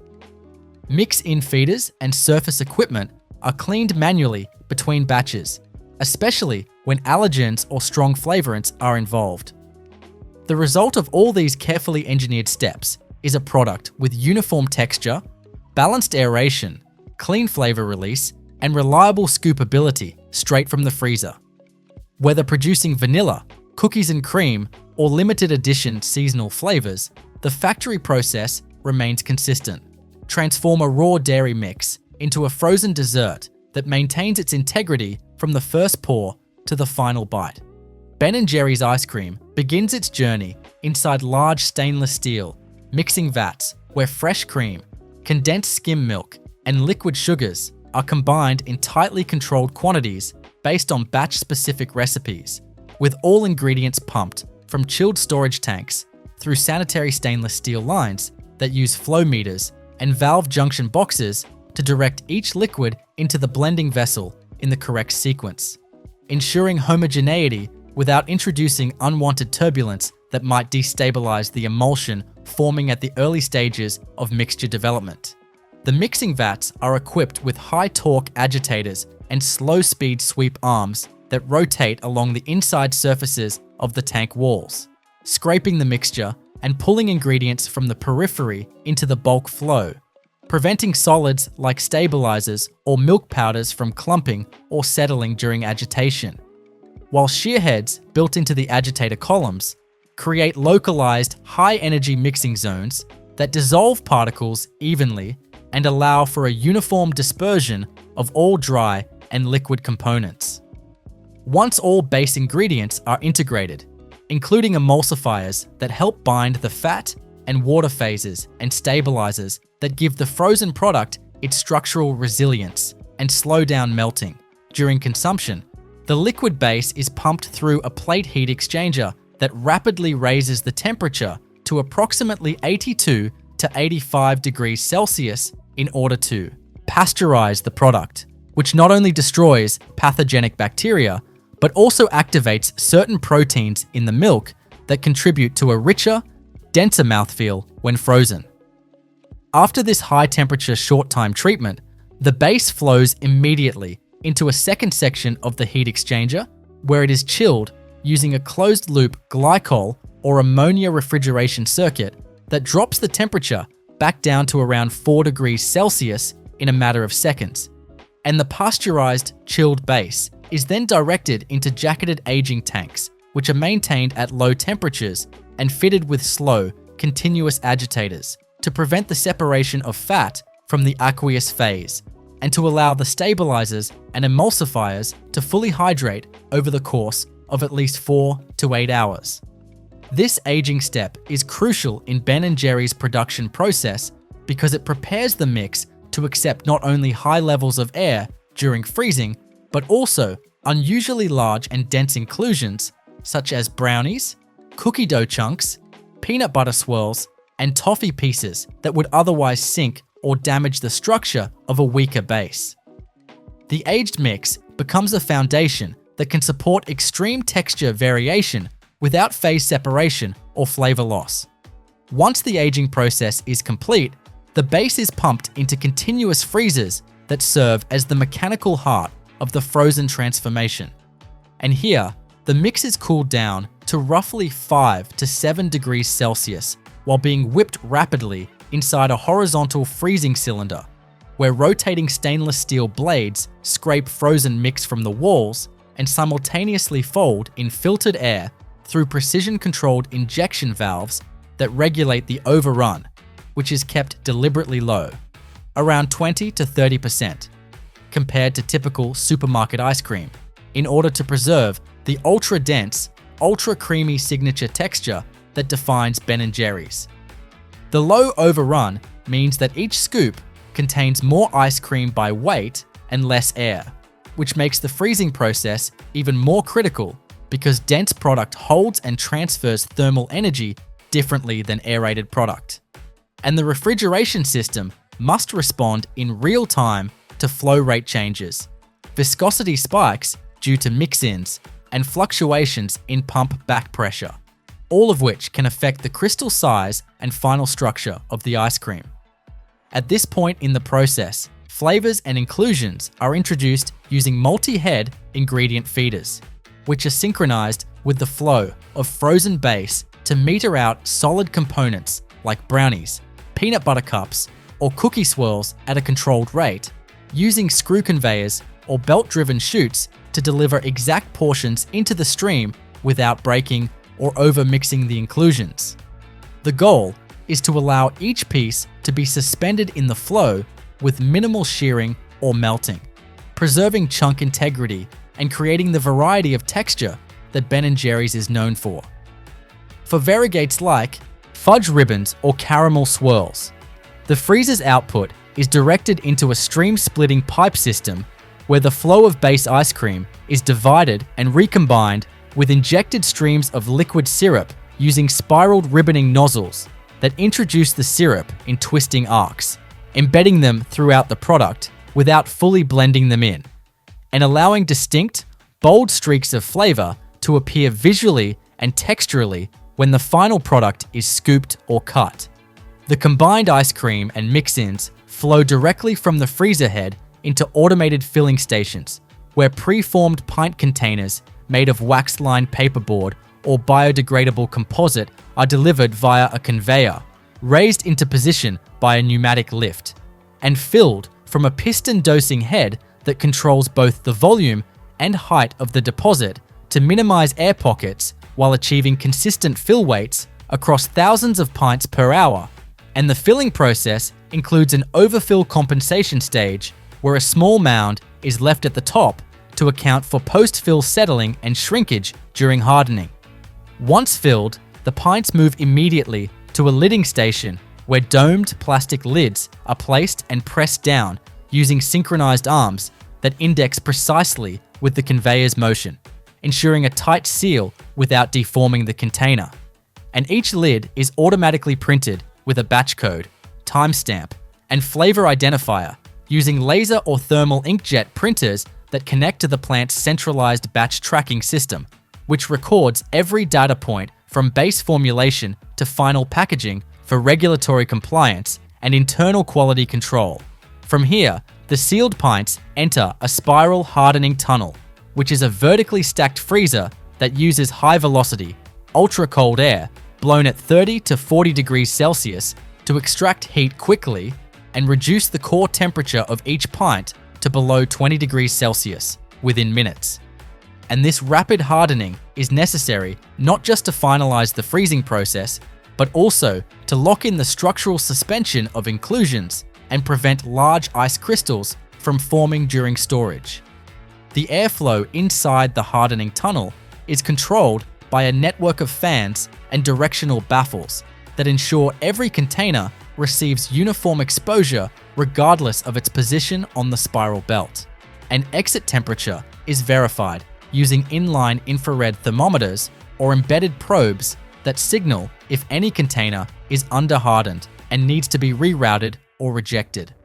After hardening, the pints are automatically collated into case packers that group them into cardboard boxes or cartons, often 6 or 12 per case, and these cartons are sealed with either tape or hot glue before being labeled with shipping codes and scanned by barcode readers that confirm destination, flavor mix, and inventory count before the cases are stacked by robotic palletizers that arrange cartons into pallet configurations optimized for freezer airflow and shipping stability.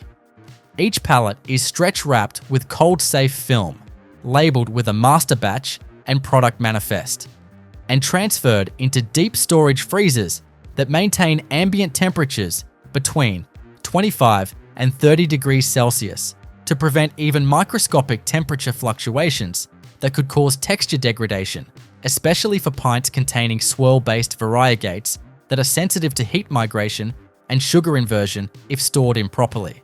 Throughout the factory, process control systems monitor every mechanical and thermal parameter, from ingredient metering to packaging fill rate, using SCADA software that aggregates live data from flow meters, temperature probes, mixer speed controllers, and inclusion dispensers. And this information is used both for real-time error detection and long-term quality analysis that allows production managers to fine-tune the sequence of operations and ingredient preparation for future batches. Every component that touches the product is cleaned using CIP clean-in-place systems that route caustic and acidic cleaning solutions through closed-loop pipes, tanks, freezers, and depositors, followed by hot water rinses and sanitizer cycles that are validated through swab tests and chemical residue sensors. And lines are completely stripped and reassembled during allergen changeovers or seasonal flavor transitions to prevent cross-contamination. Ben & Jerry's factory process is designed not just to produce a high-quality ice cream, but to do so with a level of texture complexity and inclusion density that requires more robust mechanics than standard ice cream production. From the strength of pumps used to move mix with dense brownie pieces, to the tolerance of nozzles that must deposit syrup without clogging or over-mixing. Each component is selected and calibrated to handle the brand's commitment to chunky, swirly, intensely flavored ice cream with integrity and repeatability. The Nerds production process begins with the selection and preparation of the sugar crystal cores. Unlike many candies that use molded or extruded centers, Nerds start with what are essentially coarse grains of sugar, clean, dry, and free of additives. These tiny sugar granules are screened to ensure uniform starting size. They must be small enough to grow consistently in a panning environment, yet large enough to withstand dozens of successive syrup applications without dissolving prematurely or becoming structurally unstable. The sugar cores are transported via vibratory feeders into stainless steel holding hoppers, where they await transfer to the coating pans. The pans used in Nerds production are large, tilted, rotating drums, often made of polished stainless steel or copper-lined interiors, mounted on motorized axles. Each pan is loaded with a pre-measured volume of sugar cores, and as they begin to rotate, the motion causes the particles to tumble and circulate continuously, exposing all surfaces evenly. This rotation is crucial. It ensures that every granule is coated uniformly on all sides, preventing clumps, deformities, or pooling. As the pan turns, a fine mist of sugar syrup is sprayed into the chamber using precision-controlled nozzles mounted near the drum's edge. This syrup, the heart of Nerds' layering process, is a concentrated solution of sugar and water, cooked to a specific temperature that ensures viscosity without excessive runniness. It's critical that each application is delivered in ultra-fine mist form. If too much syrup is added at once, the granules will clump or flatten. If too little is applied, the layer won't spread or bind evenly. The candy makers apply the syrup in short bursts, followed by a drying cycle. To dry each layer, warm dehumidified air is pumped into the pan, either through ducts that lead directly into the chamber or through perforated side vents that circulate around the rotating drum. Each coating cycle, spray, tumble, dry, adds only a fraction of a millimeter of mass to each piece. The factory repeats this cycle dozens of times, building up the candy shells layer by layer until the particles reach their desired diameter. Because Nerds aren't smooth or spherical, but instead irregular and jagged, the motion of the pan is calibrated to encourage slightly chaotic collisions. This helps preserve the rough texture and prevents the shells from polishing themselves into uniform spheres. It's a balance of engineering and deliberate imperfection. Once the pieces reach mid-size, flavoring is introduced. The flavoring agent, usually a concentrated blend of acids, natural or artificial flavors, and a small amount of binding sugar, is mixed into the syrup and sprayed as a component of the next several layers. The inclusion of citric, malic or tartaric acid in these syrups is what gives Nerds their intense tanginess.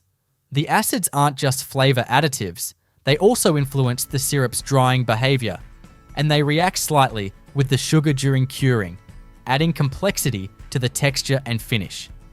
Each flavor batch is kept isolated in its own production cycle. For example, the grape batch and the strawberry batch are never made in the same pan at the same time. Color is added as part of the flavoring syrup or in a dedicated later cycle. High-intensity food-grade dyes are introduced in micro quantities and bond to the exterior of each piece during the drying process. The rotating motion ensures even color coverage across all pieces. If needed, a polishing agent like carnauba wax is added at the end to give the pieces a slight gloss and improve pourability and packaging flow, but unlike smoother candies, Nerds are not excessively polished. Their irregularity is part of their design, and over-polishing would compromise the tactile crunch consumers expect. Once the candies have completed their panning and drying sequence, they are transferred via air ride conveyors or vibratory chutes into sieving units that sort them by size and shape. Undersized particles or pieces fused during the coating process are separated and removed. These may be reprocessed, used in bulk product, or discarded depending on their condition. The main batch continues into temporary holding bins, which act as buffers between panning and packaging. These bins are kept sealed, dry, and mildly climate controlled to prevent any reabsorption of moisture. The packaging process for Nerds is as specialized as the candy itself. Each traditional Nerds box features 2 flavors, separated down the middle. This requires a dual hopper system, where 2 vibratory feeders, each calibrated for a different flavor, dispense product simultaneously into twin funnels that lead to either side of the box. Boxes are pre-formed from flat stock using a carton erecting machine. The boxes are folded, glued, and printed on site with all product information, flavor names, batch codes, and nutritional data. As the boxes move along the packaging belt, they pass under the dual dispensing nozzles. Each side of the box is filled with exact amounts of its designated flavor, controlled by a combination of weight sensors and timed release gates. Once filled, the box passes through a closing mechanism that folds and seals the top flap, usually with pressure adhesive. After sealing, the boxes are printed with the final production time and batch number using thermal inkjet printers and are diverted to an automated case packing station. Boxes are arranged into cartons using robotic arms that layer them in specific formations designed for stability during transit. Each carton is scanned for completeness, sealed with tape or hot glue, and labeled for inventory tracking. Cartons are palletized in predetermined stacks and shrink-wrapped for storage. Final product pallets are stored in ambient conditions away from direct light and heat sources to preserve color and flavor. Throughout this entire operation, each machine is monitored by an industrial control system that logs key variables such as drum rotation speed, syrup pump flow rate, drying air temperature and humidity, flavoring concentration, and piece weight. If any variable drifts outside its preset tolerance, alarms are triggered, and either adjustments are made automatically or the line is stopped for inspection. In-process quality assurance includes routine sampling of product from each batch. Selected pieces are tested for moisture content using Carl Fisher titration, checked for weight uniformity, color intensity via spectrophotometers, and hardness via compression testing. Flavor strength is assessed by trained sensory panelists who taste test small samples for tanginess, sweetness, and balance. Batches that don't meet standards are flagged for rework or disposal. Samples are retained from every lot in a traceability vault where they're stored for months in case of consumer inquiry or recall verification. Sanitation of equipment between flavor runs is critical. The panning pans are flushed with warm water, scrubbed manually or by automated spray heads, and dried thoroughly. Transfer lines and feed hoppers are vacuumed, wiped, and swabbed for allergen residue, particularly if fruit flavors alternate with sour or spicy variants. All cleaning is verified using protein or ATP tests before a new flavor run can begin. Because Nerds have such intense color and acidity, even a tiny bit of cross-contamination could discolor or distort the taste of a new batch. Production lines can be scaled depending on volume requirements. For seasonal or limited edition batches, smaller coating pans and micro-dispensing stations are used. For high-volume standard runs, like grape and strawberry, multiple pans operate in parallel with synchronized drying and transfer systems, feeding a centralized packaging hub. This modularity allows the factory to adapt batch sizes without compromising efficiency. Unlike other panned candies that are polished to a near mirror-like finish, nerds maintain their chaotic and crystallized texture because the syrup formulations are designed to dry unevenly, creating edges and ridges that catch the tongue and amplify the sensory crunch. The layers aren't perfectly smooth and are never compressed, only dried and allowed to harden naturally. This gives the candy its unique tactile appeal. Skittles begin with the creation of their chewy interior core, which is essentially a sugar-based gel formulated for elasticity, density, and controlled chewiness. This core mass is created in large stainless steel cooking vessels equipped with steam jackets that allow precise temperature control during the preparation of the base. The basic ingredients, granulated sugar, corn syrup, and water, are measured automatically by weight sensors and pumped into the vessel, where they're heated while constantly agitated to prevent scorching or uneven caramelization. The temperature is carefully elevated to dissolve the sugar fully and initiate a Maillard reaction-free blend, ensuring that the final texture remains pale and neutral, ready to absorb added color and flavor later. As the syrup cooks, continuous stirrers move through the mix to keep solids suspended evenly. The goal is a thick, clear candy gel that can be cast into molds while retaining its shape and resilience. Once the mass reaches its target viscosity and concentration, it is cooled slightly and pumped through heated pipes to a flavoring station. There, rotating blending heads introduce pre-measured amounts of flavor oils and acid blends to create each Skittles flavor: strawberry, orange, grape, lemon, green apple, and others, depending on the mix. The flavoring is added while the base remains hot to allow complete integration, but cool enough to avoid evaporating volatile components. The flavored mass is divided into color-coded batches, each handled separately.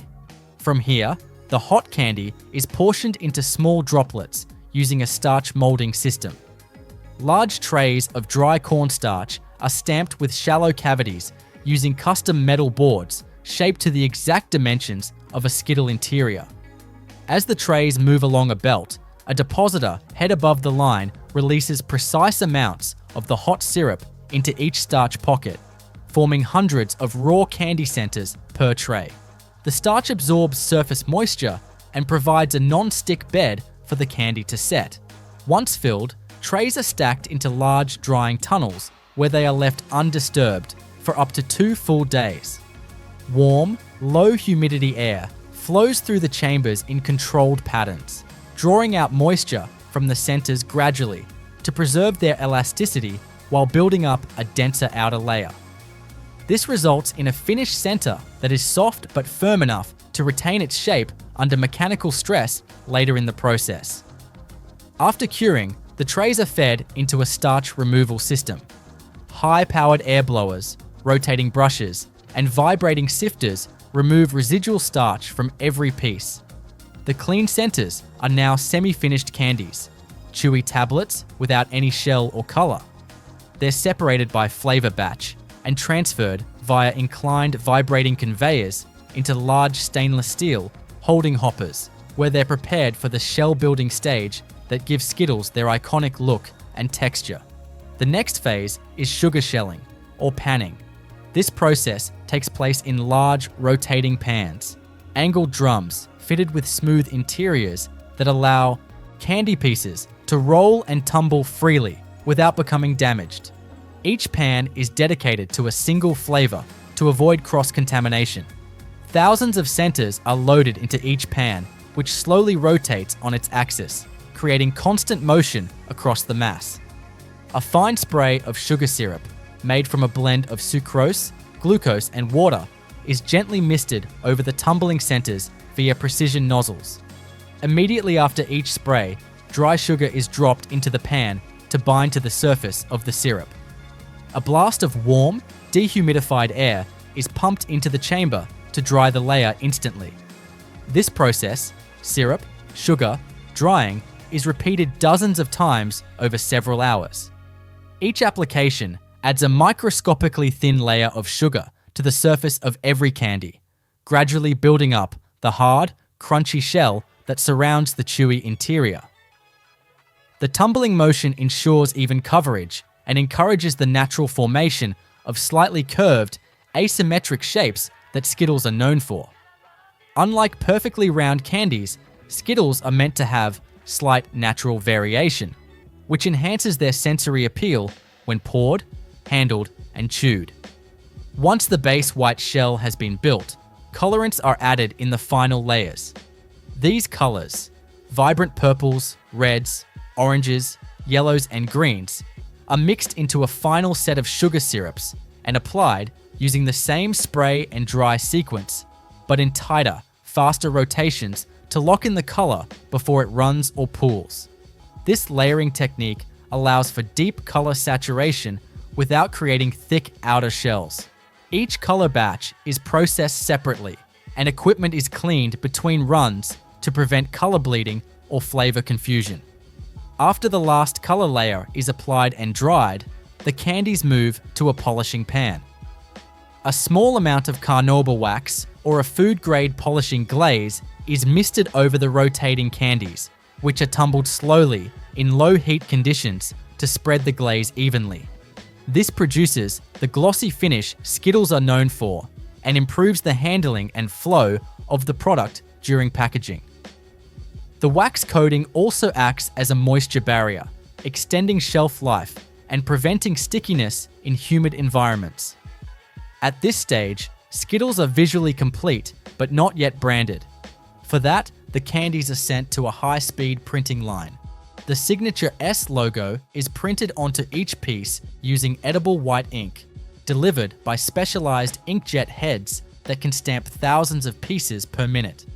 The candies move under the printer on narrow tracks that separate them just enough to expose the surface.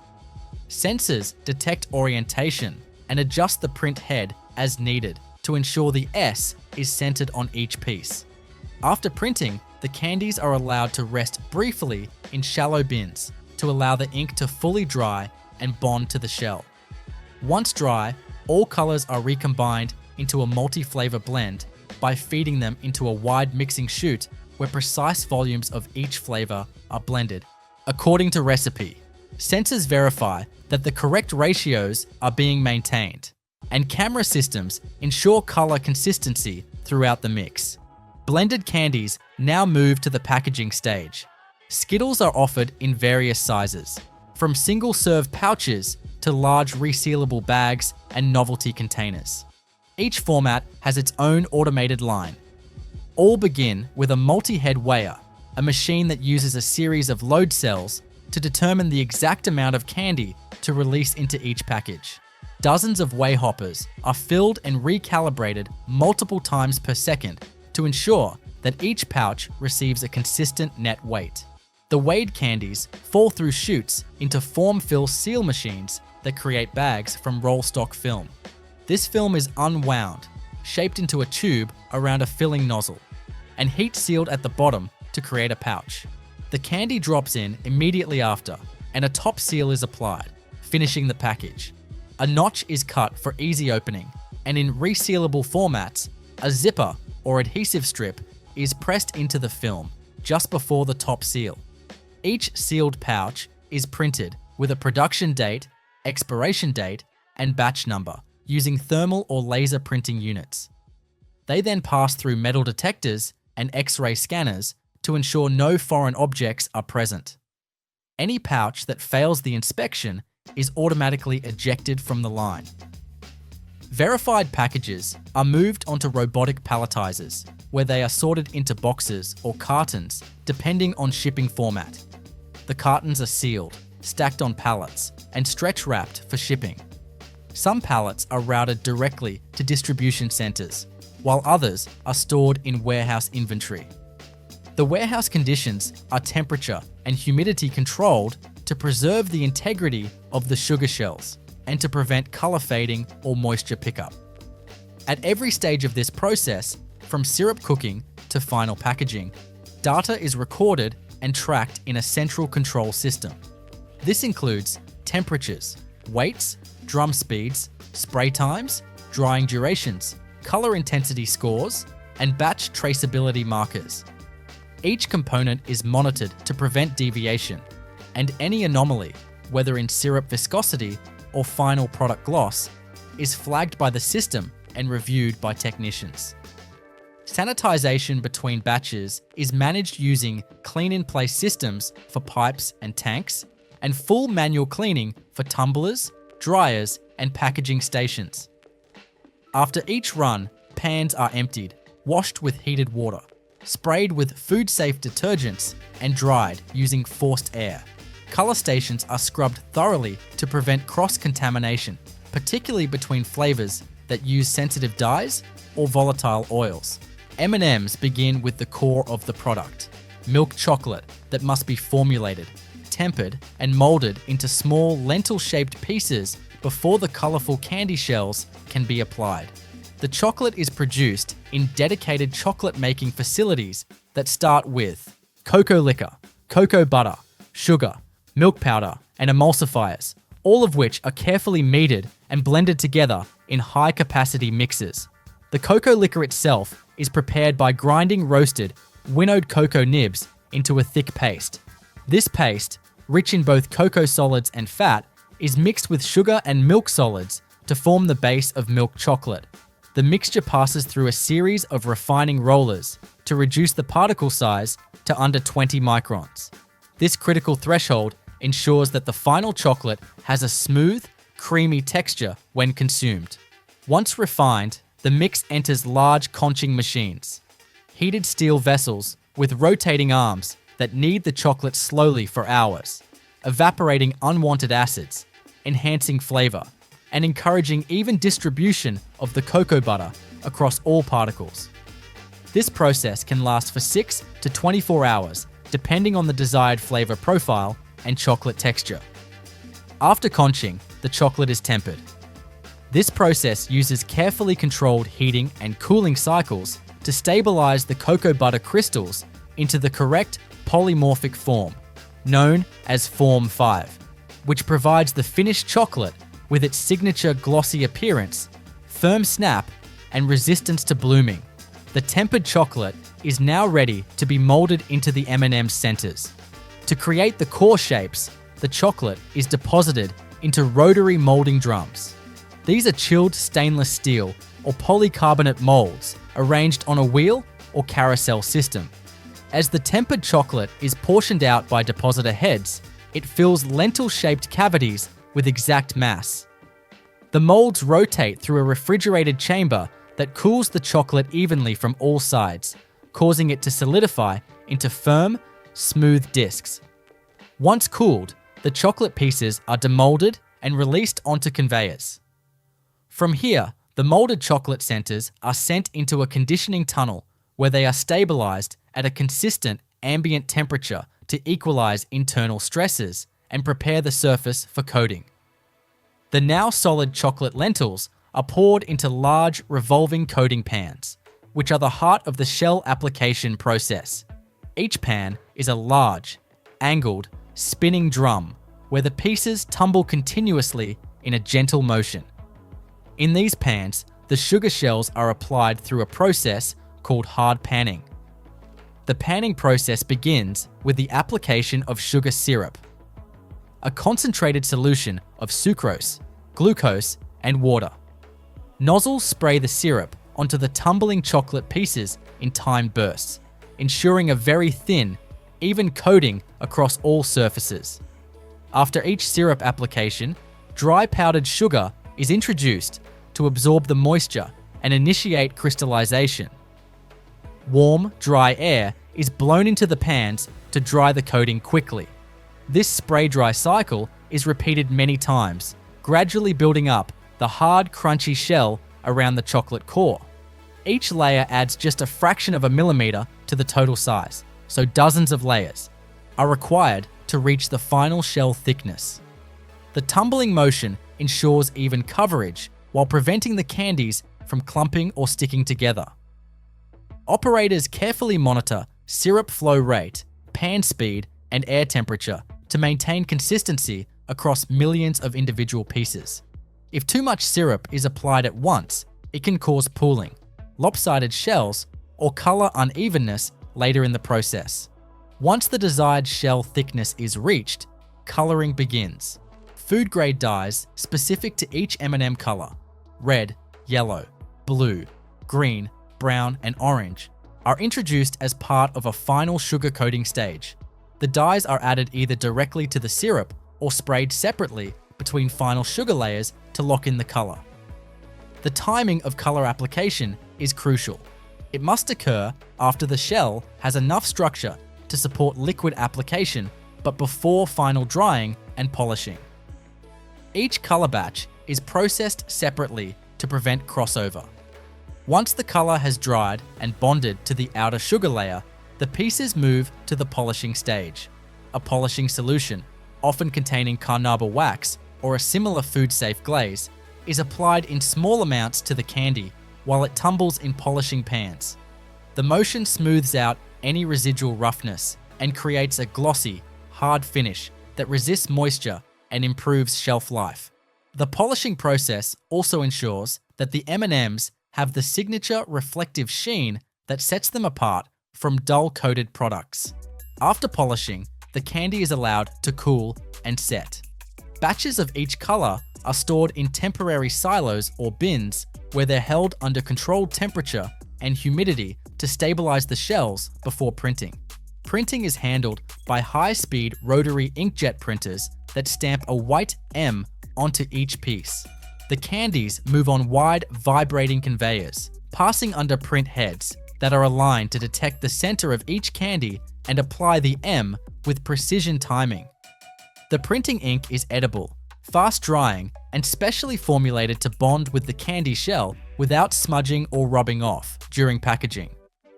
To ensure complete coverage, each printer is synchronized to hit the top face of the lentil shape, which is tracked using cameras or mechanical positioning sensors. The result is consistent logo placement with minimal rejection rates, even at speeds of tens of thousands of pieces per minute. After printing, the candies are ready to be mixed. M&Ms are known for their assorted colors, so dedicated blending machines are used to combine exact proportions of each color into a consistent mix.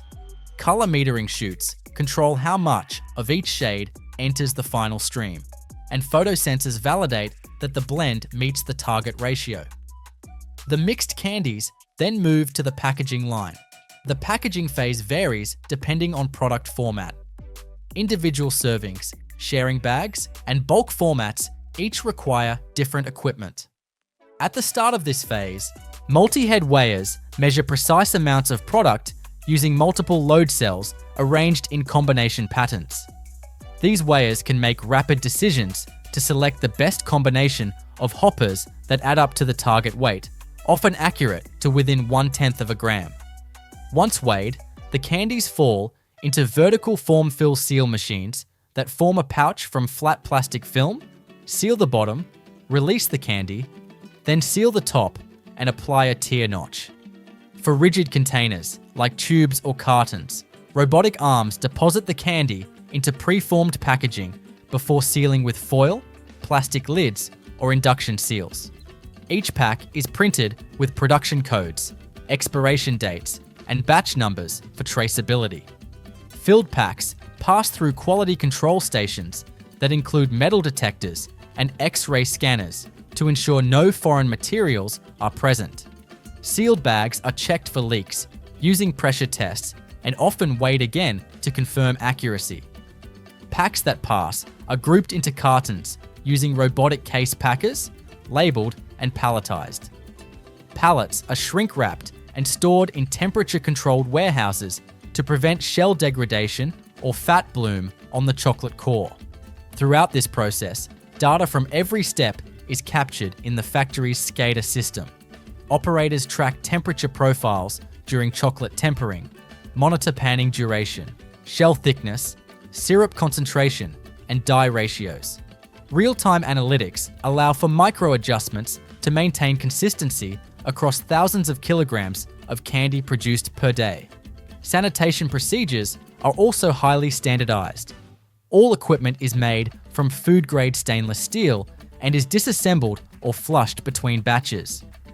Water lines and syrup pumps are cleaned with detergent cycles, and pans are scrubbed and visually inspected before reuse.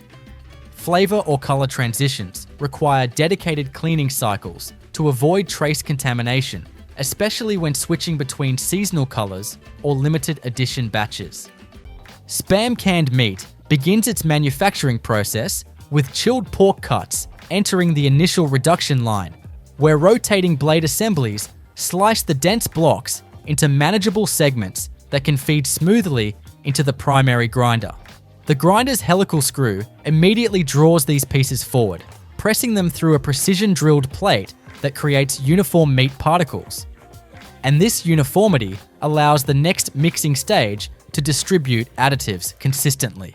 These freshly ground particles move directly into a temperature-controlled mixing chamber, whose jacketed walls circulate coolant to maintain a low and stable temperature, ensuring that the proteins do not smear or break down during agitation. As the ground meat settles inside the chamber, automated ingredient dispensers positioned above it release a measured sequence of salt, curing elements, sugar, and additional stabilizing agents, and the moment these ingredients fall in, a pair of interlocked ribbon paddles begins a slow, synchronized rotation designed to pull material from the outer walls toward the center. This inward folding pattern repeats continuously, which gradually builds a uniform matrix of meat and dissolved additives, and that uniform matrix prepares the mixture for vacuum treatment. Once the system's sensors detect that mixing torque has stabilized, an indicator of proper consistency, the vacuum lid seals over the chamber and the air extraction pump begins lowering internal pressure. As the pressure drops, microscopic bubbles rise from the paste and collapse on the surface, and this removal of trapped gases compacts the mixture into a dense, cohesive phase that will later hold its shape inside the can. When the vacuum cycle completes, hydraulic actuators tilt the entire mixing vessel forward, guiding the meat paste toward a stainless steel discharge chute. This chute leads the paste directly onto an enclosed transfer conveyor whose internal airflow is tightly controlled. And this enclosure prevents temperature fluctuations as the paste moves toward the portioning system. As the conveyor delivers the mixture into the depositor's intake manifold, a series of metering cylinders opens to receive it, each cylinder equipped with a sliding gate and a vertically driven piston. These cylinders fill one after another until integrated load cells confirm that each chamber holds the exact programmed mass, and once this mass is reached, the sliding gates close to isolate the measured portions. Meanwhile, empty cans advance along a parallel conveyor that narrows into single-file alignment, and as they move, they pass through filtered air jets that clear their interiors of loose dust or microscopic particles. This preparation ensures that when the cans reach the filling zone, each one is ready to receive its measured charge of meat paste without interference. The two conveyors meet at the depositor, where each can is precisely positioned beneath a cylinder's outlet by a mechanical indexing arm that pushes the cans into perfectly spaced pockets along the line.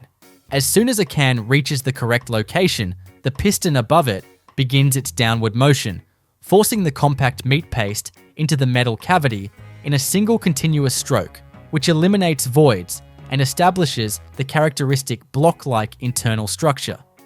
When the piston retracts, a fixed wiper blade scrapes the cylinder's interior surface to prevent residue buildup, and this ensures that every subsequent portion enters the next can with the same exact mass and texture. Once filled, the cans transition onto a settling conveyor, equipped with a low-frequency vibration plate. This plate applies gentle vertical oscillations to the freshly filled cans, allowing the paste to settle and eliminate microscopic gaps that may still remain after piston filling, and the stabilized contents prepare the cans for immediate sealing. As the cans leave the settling area, they enter a high-speed seaming machine, where a preformed metal lid is dropped precisely onto each rim, while a rotating chuck and roller assembly crimps the lid's edge into the can body. This forming operation creates a gas-tight double seam, and the uniformity of this seam is essential for the next major phase, thermal processing. Once sealed, the cans enter a continuous retort system, a long, tunnel-like chamber where steam or superheated water circulates around rotating baskets that hold the cans. As the baskets move, every can experiences consistent heating, and this heat penetrates the dense meat block, activating the curing reactions and stabilizing the proteins while rendering the final texture. The retort maintains precise time and temperature conditions so that each can reaches the target internal temperature at the correct rate. And this controlled heating transforms the formerly soft paste into the firm, sliceable form associated with the product. When the thermal cycle ends, the cans exit the retort and immediately enter a cooling zone where chilled water sprays reduce their temperature in stages, preventing sudden contraction that could deform the seam. After cooling, the cans move onto an air drying conveyor, where high-velocity fans remove surface moisture to prepare them for labeling. The dry cans then enter the labeling carousel, which applies adhesive-backed wraps that align perfectly using optical registration sensors, ensuring each label sits squarely against the cylindrical surface, without wrinkles. As the labeled cans rotate through the carousel, pressure rollers press the labels firmly to guarantee complete adhesion and a smooth exterior finish. Once labeling is complete, the cans advance toward the inkjet coating station. Here, a high-resolution nozzle prints alphanumeric production information onto the top or bottom surface of each can. The printer synchronizes its spray pulses with the conveyor's exact speed so each code lands consistently in the same position. Immediately after printing, a short section of forced air nozzles dries the ink before the cans make contact with any guiding rails, preventing smudging during the remainder of the line. With coating complete, the cans reach the final inspection conveyor. A series of sensors check seam integrity, label placement, fill height, estimated through weight readings, and can dimensions. Any can falling outside the allowed tolerance triggers an automated pusher arm that diverts it from the main flow. The accepted cans continue onward to the packaging assembly, where they enter a carton forming machine. This machine erects flat cardboard blanks into open cartons using vacuum grippers and folding rails. And once the cartons hold their shape, the cans slide into them in tightly organized rows. As the cartons fill, an overhead flap folder closes the top panels while a gluing station applies a thin line of adhesive. Compression belts then squeeze the cartons briefly to activate the bond. The sealed cartons immediately transition to a palletizing system.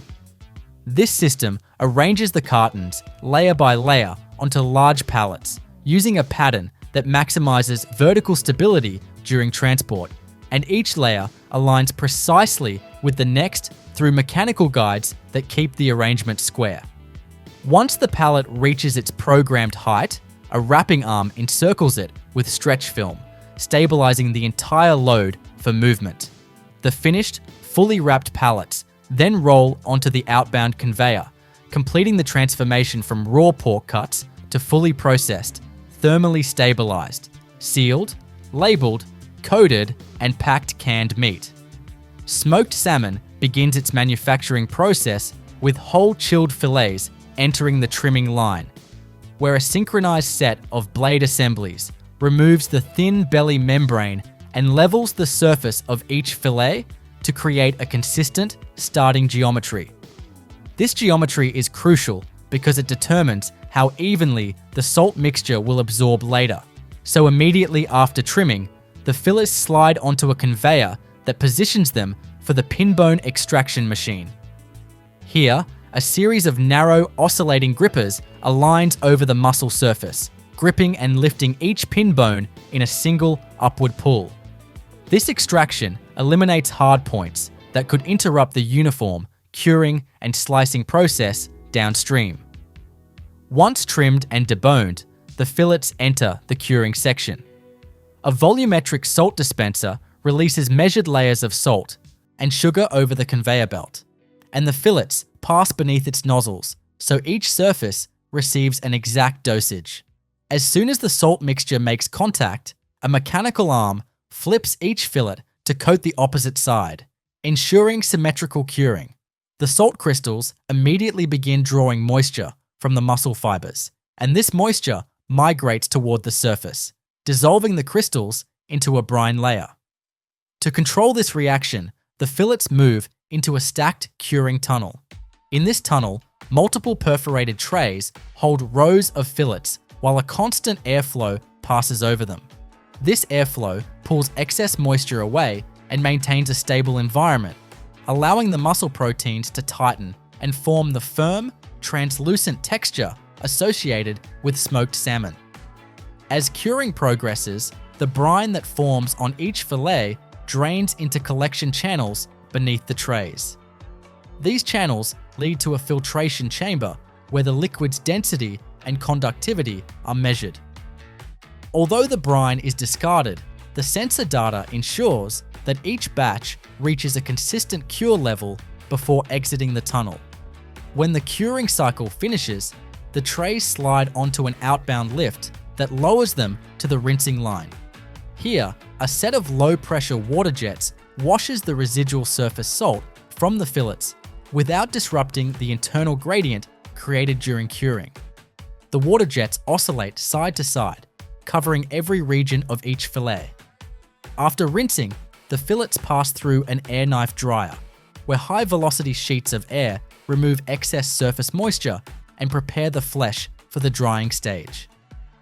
The dried fillets enter a dehydration chamber equipped with long horizontal racks that move forward in slow increments. Within the chamber, controlled heat and airflow create a narrow humidity band that gently reduces water activity. This step tightens the muscle structure even further, which allows smoke particles to adhere more effectively later. As the fillets travel through the chamber, internal moisture equalizes from center to exterior. By the time they exit, each fillet has reached the ideal pre-smoking firmness. Immediately after dehydration, the fillets pass into the smoking system. This system is a multi-zone chamber divided into sections that control smoke density, airflow direction, and temperature independently. The first zone introduces a thin, mild smoke created by controlled smoldering of hardwood chips inside a sealed generator. The smoke enters through overhead ducts and spreads evenly across all racks. As the fillets move forward, they encounter the second zone, where smoke density increases and recirculating fans push air diagonally across the racks to ensure complete surface exposure. Temperature remains low, so the flesh does not cook. Instead, the smoke compounds slowly bind to the proteins, forming the glossy outer layer characteristic of smoked salmon. The final smoking zone shifts airflow to a vertical pattern. Fans pull smoke downward across the fish, penetrating any microgrooves in the muscle surface. The chamber's sensors track particulate levels continuously, adjusting feed rates so each batch receives consistent exposure. By the time the fillets exit the smoking chamber, they exhibit a uniform color gradient and a stabilized texture that can withstand mechanical slicing. The smoked fillets then travel to a brief cooling tunnel, where chilled air circulates around them to halt further smoke absorption. The cooling also firms the muscle, which enables cleaner cuts in the slicing stage. As each fillet cools, it is transferred onto a wide conveyor that feeds into the slicing preparation unit. This unit aligns fillets lengthwise using adjustable side guides. Once aligned, an overhead scanner maps the fillet's dimensions, determining thickness variations that could influence slicing pressure. With dimensional data collected, the fillets advance toward the horizontal slicer. This machine uses a rapidly vibrating blade or multi-blade band system that creates thin, even slices with minimal pressure.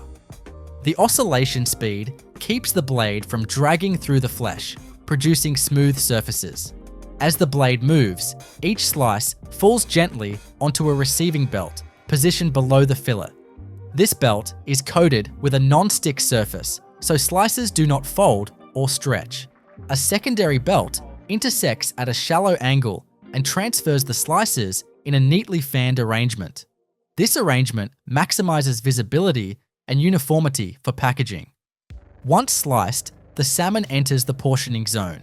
Laser-guided weigh cells determine how many slices make up the programmed portion weight, and conveyor actuators separate the slices into exact groups.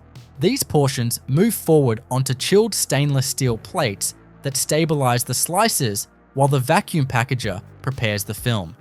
Above the plates, a sheet of high barrier film unwinds between two tension-controlled rollers, maintaining consistent thickness and preventing wrinkles. The plates then slide beneath the film, and the chamber closes over them. Inside the vacuum packager, air is extracted from the sealed chamber, causing the film to drape tightly over the salmon slices. Once vacuum reaches the set value, a sealing bar applies heat around the pack's perimeter, bonding the film to the lower tray. The chamber then releases, and the packages exit onto a cooling conveyor, where cold air vents help the sealed film re-harden and maintain shape.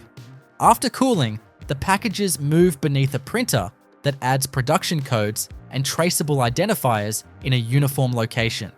With coding complete, the packages travel through an inspection array. Multiple sensors evaluate seal integrity by measuring how the film reflects laser light. If any section deviates from the expected pattern, the system flags the package and removes it from the line. The remaining packages continue toward the cartoning machine. This machine erects cardboard sleeves and inserts the sealed packs into them using sliding rails. The sleeves close around the packs, forming rigid, stackable units. The carton packs then advance to a shrink-wrapping tunnel. Here, a thin layer of polymer film forms a tight secondary wrap around multiple cartons at once, stabilizing them for palletizing. The film shrinks under warm air jets and contracts uniformly around the load. Next, the stabilized multi-packs reach the palletizer, where mechanical arms lower each group into a structured pattern on a pallet deck. Once enough layers accumulate, a rotating arm dispenses stretch film to lock the full pallet together. Returning to the earlier stages, the process can be understood as a continuous sequence where each transformation prepares the salmon for the next. For example, the trimming ensures clean edges that allow salt to contact evenly. The curing step modifies water distribution across the flesh, increasing firmness so the fillets can tolerate the dehydration chamber's airflow without warping. Dehydration, in turn, creates a surface environment ideal for smoke absorption. Smoke exposure produces a protective exterior that both contributes flavor and stabilizes the fillet for slicing. That stabilized texture then enables the slicing blades to glide without tearing, producing aesthetically consistent pieces. Packaging locks in these qualities by removing oxygen and sealing moisture, and the final palletizing step ensures the product remains structurally stable during distribution. Each component in this chain depends on the previous one functioning precisely. For instance, the air knife dryer, before dehydration, removes free water that would otherwise block smoke adhesion. The scanner before slicing collects geometric data that allows the slicer to adjust blade angle and oscillation speed. The laser seal inspection verifies that vacuum packaged trays maintain internal negative pressure, preventing unwanted changes to texture. Even transitions between steps contribute to consistency. Conveyors connecting curing, rinsing, drying, smoking, and slicing maintain uniform spacing and synchronized speed so fillers never bunch or overlap. In the smoking system, airflow patterns shift gradually, ensuring that smoke density changes do not shock the fillers and cause uneven absorption. Cooling tunnels introduce chill in stage temperature bands, preventing rapid contraction of the smoked flesh. Further upstream, the curing tunnel's brine drainage pattern ensures that salt contacts both sides of each fillet evenly over time. The perforated trays allow moisture to escape uniformly, reducing pooling that could disrupt the curing gradient. Downstream, the slicing portioner uses real-time weight calculations to maintain consistent package weights, even if individual slices vary slightly in thickness, due to natural variations in the fillet. Finally, each process concludes by stabilizing what the previous one created. Curing stabilizes moisture, drying stabilizes texture, smoking stabilizes the exterior protein structure, cooling stabilizes slice quality, and vacuum packaging stabilizes the final product against environmental changes. Chicken breasts begin their manufacturing process as chilled, whole muscle portions move from bulk bins onto the initial alignment conveyor, where parallel guide rails orient each piece in the same direction to prepare them for precision trimming. The trimming machine uses a series of synchronized rotary blades that contour along the natural shape of the breast, removing residual skin, excess fat, or uneven edges, so the muscle presents a consistent thickness for all downstream steps. As each trimmed piece leaves the blade assembly, it transitions onto a weigh belt, whose integrated load cells capture mass data in real time, allowing the system to sort the breasts toward different processing paths based on their size profile. Once sorted, the chicken breasts advance to the surface inspection module. Overhead, scanners emit a structured pattern of light that maps each fillet's geometry, measuring thickness, curvature, and moisture sheen. The resulting data determines how the fillet will be oriented for the tenderization stage. The conveyor adjusts its speed to ensure spacing between fillets, keeping each breast centered beneath the next mechanical unit. When a fillet reaches the tenderizer, two opposing roller heads covered with evenly spaced protrusions lightly compress the muscle fibers. This compression standardizes texture and promotes even absorption during subsequent marination. Directly after tenderization, the breasts enter the injection system. Here, a horizontally oriented manifold holds dozens of thin, hollow needles aligned in a grid pattern. As the fillets pass beneath them, the conveyor pauses momentarily while the needles descend into the muscle. Pressurized pumps deliver a calibrated solution, often containing water, salt, and functional ingredients, through the needles into the interior of each breast. The injection system monitors internal pressure to prevent overfilling and ensures that the distribution remains uniform throughout the muscle. When the needles retract, the conveyor restarts and sends the breast toward the tumbling drums. The tumbling drums rotate slowly around a horizontal axis, their interior surfaces lined with lifting baffles that scoop and drop the chicken repeatedly. This tumbling motion distributes the injected solution evenly and allows the muscle fibers to relax, improving texture. The drums operate under vacuum, removing trapped air from between muscle layers and enhancing the efficiency of the tumbling action. As the drum completes its cycle, a discharge door opens and the breasts slide onto a perforated conveyor where excess liquid drains away before the next processing stage. Following tumbling, the breasts enter a flattening system designed to create uniforms, thickness across all pieces. Two parallel belts run through a narrowing gap, pressing each breast gently but firmly as it passes. Sensors above and below the belts measure compression force and automatically adjust the belt spacing. This guarantees a uniform surface thickness, which will later allow consistent thermal processing and slicing if required. Once flattened, the fillets move towards the portioning unit. The portioner uses a combination of vision scanning and dual blade cutters to segment each breast into precise shapes or weights, depending on the intended final product. For example, a large breast may be divided into multiple uniform cutlets. The scanning system builds a 3D model of each fillet's profile, determining the optimal cutting lines for maximum yield.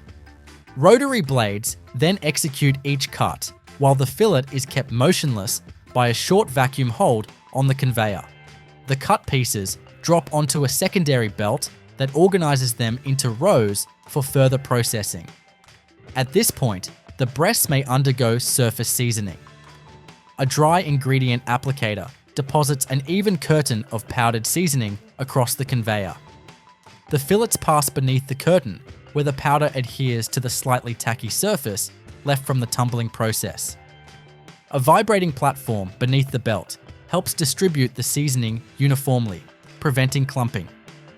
An air knife station then removes excess particles, ensuring consistent coverage. Next, the breasts enter the forming and shaping line. This system uses a high-pressure forming chamber to shape pieces into standardized contours if the product requires precise geometry. The breasts slide into molding cavities created inside a chilled forming plate, and a top plate descends to apply uniform pressure. The muscle conforms to the cavity shape, and after a brief hold, the mold opens, pushing the shaped portions onto a release belt. This shaping improves the predictability of cooking and slicing patterns later. From shaping, the chicken breasts move toward the thermal treatment area. The first step is preheating, where the fillets pass through a controlled warm air tunnel that brings their surface temperature to a precise range. This prevents shock when they enter the main cooking chamber. The preheated breasts continue onto a multi-zone oven with separate temperature and airflow controls. The first zone rapidly increases internal temperature through forced convection. The second zone stabilizes the temperature rise to prevent overcooking on the exterior. The third zone holds the chicken at its target core temperature long enough to achieve structural firmness. Inline temperature probes mounted on robotically positioned arms insert into sample breasts at intervals to verify that the oven settings align with the internal heating model. These probes transmit data instantly to the oven's control module, which adjusts airflow, humidity, and heat output to ensure uniformity across the entire batch. As the cooked breasts exit the oven, they enter a rapid cooling tunnel where chilled air streams across both sides of the fillets to lower their temperature quickly, locking in texture and preventing residual cooking. If the product requires slicing, the cooled breasts drop onto the slicing conveyor. A high-speed blade assembly cycles through several thousand oscillations per minute, producing clean cuts with minimal pressure. The slicing unit uses sensors to map each breast surface and adjust blade angle to maintain consistent thickness across every slice. As slices fall onto the belt below, they arrange automatically into overlapping shingled patterns using a series of angled guide plates. This pattern makes packaging easier and ensures visual uniformity. If the product remains whole, the breasts bypass the slicer and continue toward the surface freezer. This system uses extremely cold air circulated at high velocity to chill the outer layer of each fillet just enough to stabilize its shape. This process, known as crust freezing, prevents deformation during packaging and helps maintain the precision of portions created earlier. Once properly cooled or crust frozen, the breasts enter the packaging line. Here, they move into a vacuum sealing machine equipped with multiple forming pockets. Each pocket holds a single breast or sliced portion. The bottom film pulls tightly into the pocket to create a tray-like shape, and the chicken breast settles into this molded film. A top film then drapes over the product, and the chamber closes. Air extraction creates a vacuum that tightens the film around the product. A heat seal bar bonds the edges of the film layers, locking the product inside an oxygen-reduced environment that preserves texture. After sealing, the packages travel along a cooling belt to allow the film to contract evenly. The next station is the print coder, where inkjet nozzles apply product information and production identifiers onto each package. Optical sensors verify print legibility and alignment. Packages with misprints are diverted by a pneumatic pusher arm that only activates for items exceeding the coded tolerance. The accepted packages then move into the inspection unit. X-ray scanners evaluate internal density to identify bones or foreign matter. Because chicken breasts vary naturally in density, the scanner uses an adaptive algorithm tuned to muscle structure. Any package showing an anomaly is removed automatically. Approved packages proceed toward the carton loader. The carton loader erects flat cardboard blanks into open containers using mechanical folding arms. The vacuum-packed chicken slides into these cartons via a sloped feeding chute, and adhesive applicators seal the top flaps. The cartons then pass through a bundling station where they group into sets. A shrink-wrap film encircles these groups, and they enter a heat tunnel where warm air shrinks the film tightly around them. Once bundled, the cartons advance toward palletization. A robotic arm lifts each bundle and places it onto a pallet following a precise stacking pattern optimized for stability. Layer by layer, the stack grows until it reaches the programmed height. When complete, an automated stretch wrapper encircles the entire pallet with a spiraling sheet of film that secures the load. Chef Boyardee beef ravioli begins its industrial journey with the delivery and preparation of raw ingredients in a tightly controlled, high-capacity food processing environment designed for continuous, large-scale output. At the very start, durum wheat semolina arrives in bulk and is stored in tall silos connected by enclosed pneumatic systems that transport measured amounts of flour into industrial mixing vats. These mixers operate under vacuum to prevent air entrapment in the dough, which could compromise the texture of the final pasta. Water is injected through a flow-regulated system, and the dough is mixed into a dense, elastic mass that is then conveyed into a dough sheeter. Inside this machine, large stainless steel rollers gradually press the dough into a long, uniform sheet of precise thickness. Sensors constantly monitor and adjust roller pressure, sheet thickness, and alignment in real time, ensuring consistent dimensional control across thousands of linear feet of pasta every hour. As the pasta sheet continues on its route, it approaches the forming station. Here, the sheet is split into top and bottom layers using a synchronized cutting system, and the beef filling, prepared simultaneously on a parallel line, is introduced between them. The beef mixture is produced in massive steam-jacketed kettles, where ground beef is cooked with tomato paste, spices, salt, and stabilizers. High-shear mixing blades ensure uniform blending, while thermal sensors regulate the internal temperature to avoid overcooking. Once cooked, the beef filling is transferred to positive displacement pumps that feed the filling directly into the ravioli former.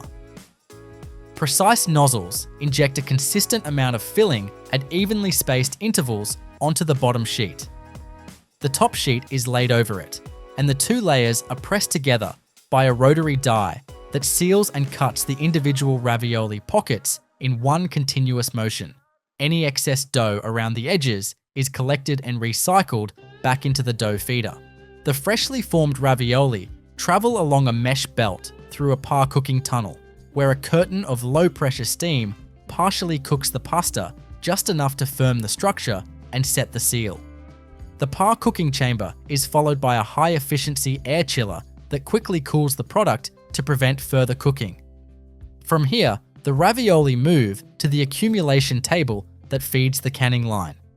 The tomato sauce, which is made in a separate set of kettles, is already being prepared in parallel. This sauce includes tomato puree, vegetable oil, spices, and sugar, blended in high-capacity vats, equipped with wall-scraping agitators to ensure uniform cooking and prevent scorching. The sauce is filtered to remove any large solids, skins, or seeds, and is kept hot in jacketed holding tanks while waiting to be dispensed. The canning line is a seamless, high-speed process that brings ravioli and sauce together inside sterilized metal cans.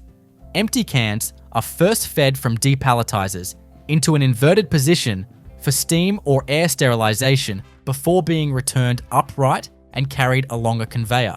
A timed filling system first drops a preset quantity of ravioli into each can. Next, a separate nozzle dispenses a specific volume of hot tomato sauce into the same can. Load cells and vision sensors measure weight and volume in real time, instantly rejecting any can that falls outside tolerance. To maintain long shelf life, the filled cans receive a quick injection of steam into the headspace to displace oxygen, which is critical for preventing spoilage and discoloration. The cans then proceed to the seaming machine, which applies and crimps the metal lids at high speed using rotary chucks that spin and press the lids into place with a hermetic seal. Once sealed, the cans are routed into a massive rotary retort, a large pressure chamber where the canned ravioli undergo commercial sterilization. This thermal processing step is one of the most critical phases in the entire operation. Inside the retort, the cans are exposed to pressurized steam at temperatures above 121 degrees Celsius for a fixed period, calculated according to product density, can size, and altitude. The process is tightly controlled by a programmable logic controller that adjusts heat input, steam pressure, and timing with precision, ensuring that the interior of each can reach the temperature needed to destroy any potential microbial contaminants. This sterilization method allows the product to be shelf-stable for over a year without the use of chemical preservatives. As the cans exit the retort, they are rapidly cooled using a countercurrent water system that brings the internal temperature down quickly while avoiding thermal shock that could warp the can. After cooling, the cans are dried using air knives that blow off any surface moisture. They then move into the labeling area where each one is printed with a unique production code, expiration date, and batch number using high-speed inkjet printers. These codes are logged in a centralized database that allows full traceability of every can, linking it back to the exact batch of dough, filling, sauce, and sterilization cycle. This traceability system is essential for maintaining quality control and complying with food safety regulations. Labels are applied using rotary labelers, which align the cans, dispense the adhesive-backed labels, and press them smoothly onto the curved surfaces. Any can with a misapplied or missing label is automatically diverted off the line. The labeled cans proceed to the packing station, where they are grouped into shrink-wrapped multi-packs or loaded into cardboard trays, depending on distribution requirements. Robotic arms equipped with vacuum suction heads stack these cases onto pallets in a tightly packed, interlocked pattern that ensures transport stability. Each pallet is weighed, stretch-wrapped, and labeled with a scannable barcode that encodes the full logistics data for shipping and warehouse integration. Completed pallets are conveyed into a climate-controlled warehouse area, where ambient temperature is maintained within a narrow range to preserve product integrity and packaging quality. The inventory system automatically logs each pallet into a virtual grid based on product type, batch, and destination. Orders from distribution centers are matched against inventory using software that assigns retrieval instructions to automated guided vehicles. These vehicles transport the pallets to loading bays where they are prepared for shipment on temperature-managed trucks. Throughout this entire process, every step is monitored by industrial control systems that log thousands of data points per minute, from moisture content in dough to the pressure in the retort chamber. If any sensor detects an anomaly, whether it's a filling inconsistency, temperature deviation, or mechanical irregularity, alarms are triggered, and corrective protocols are initiated automatically.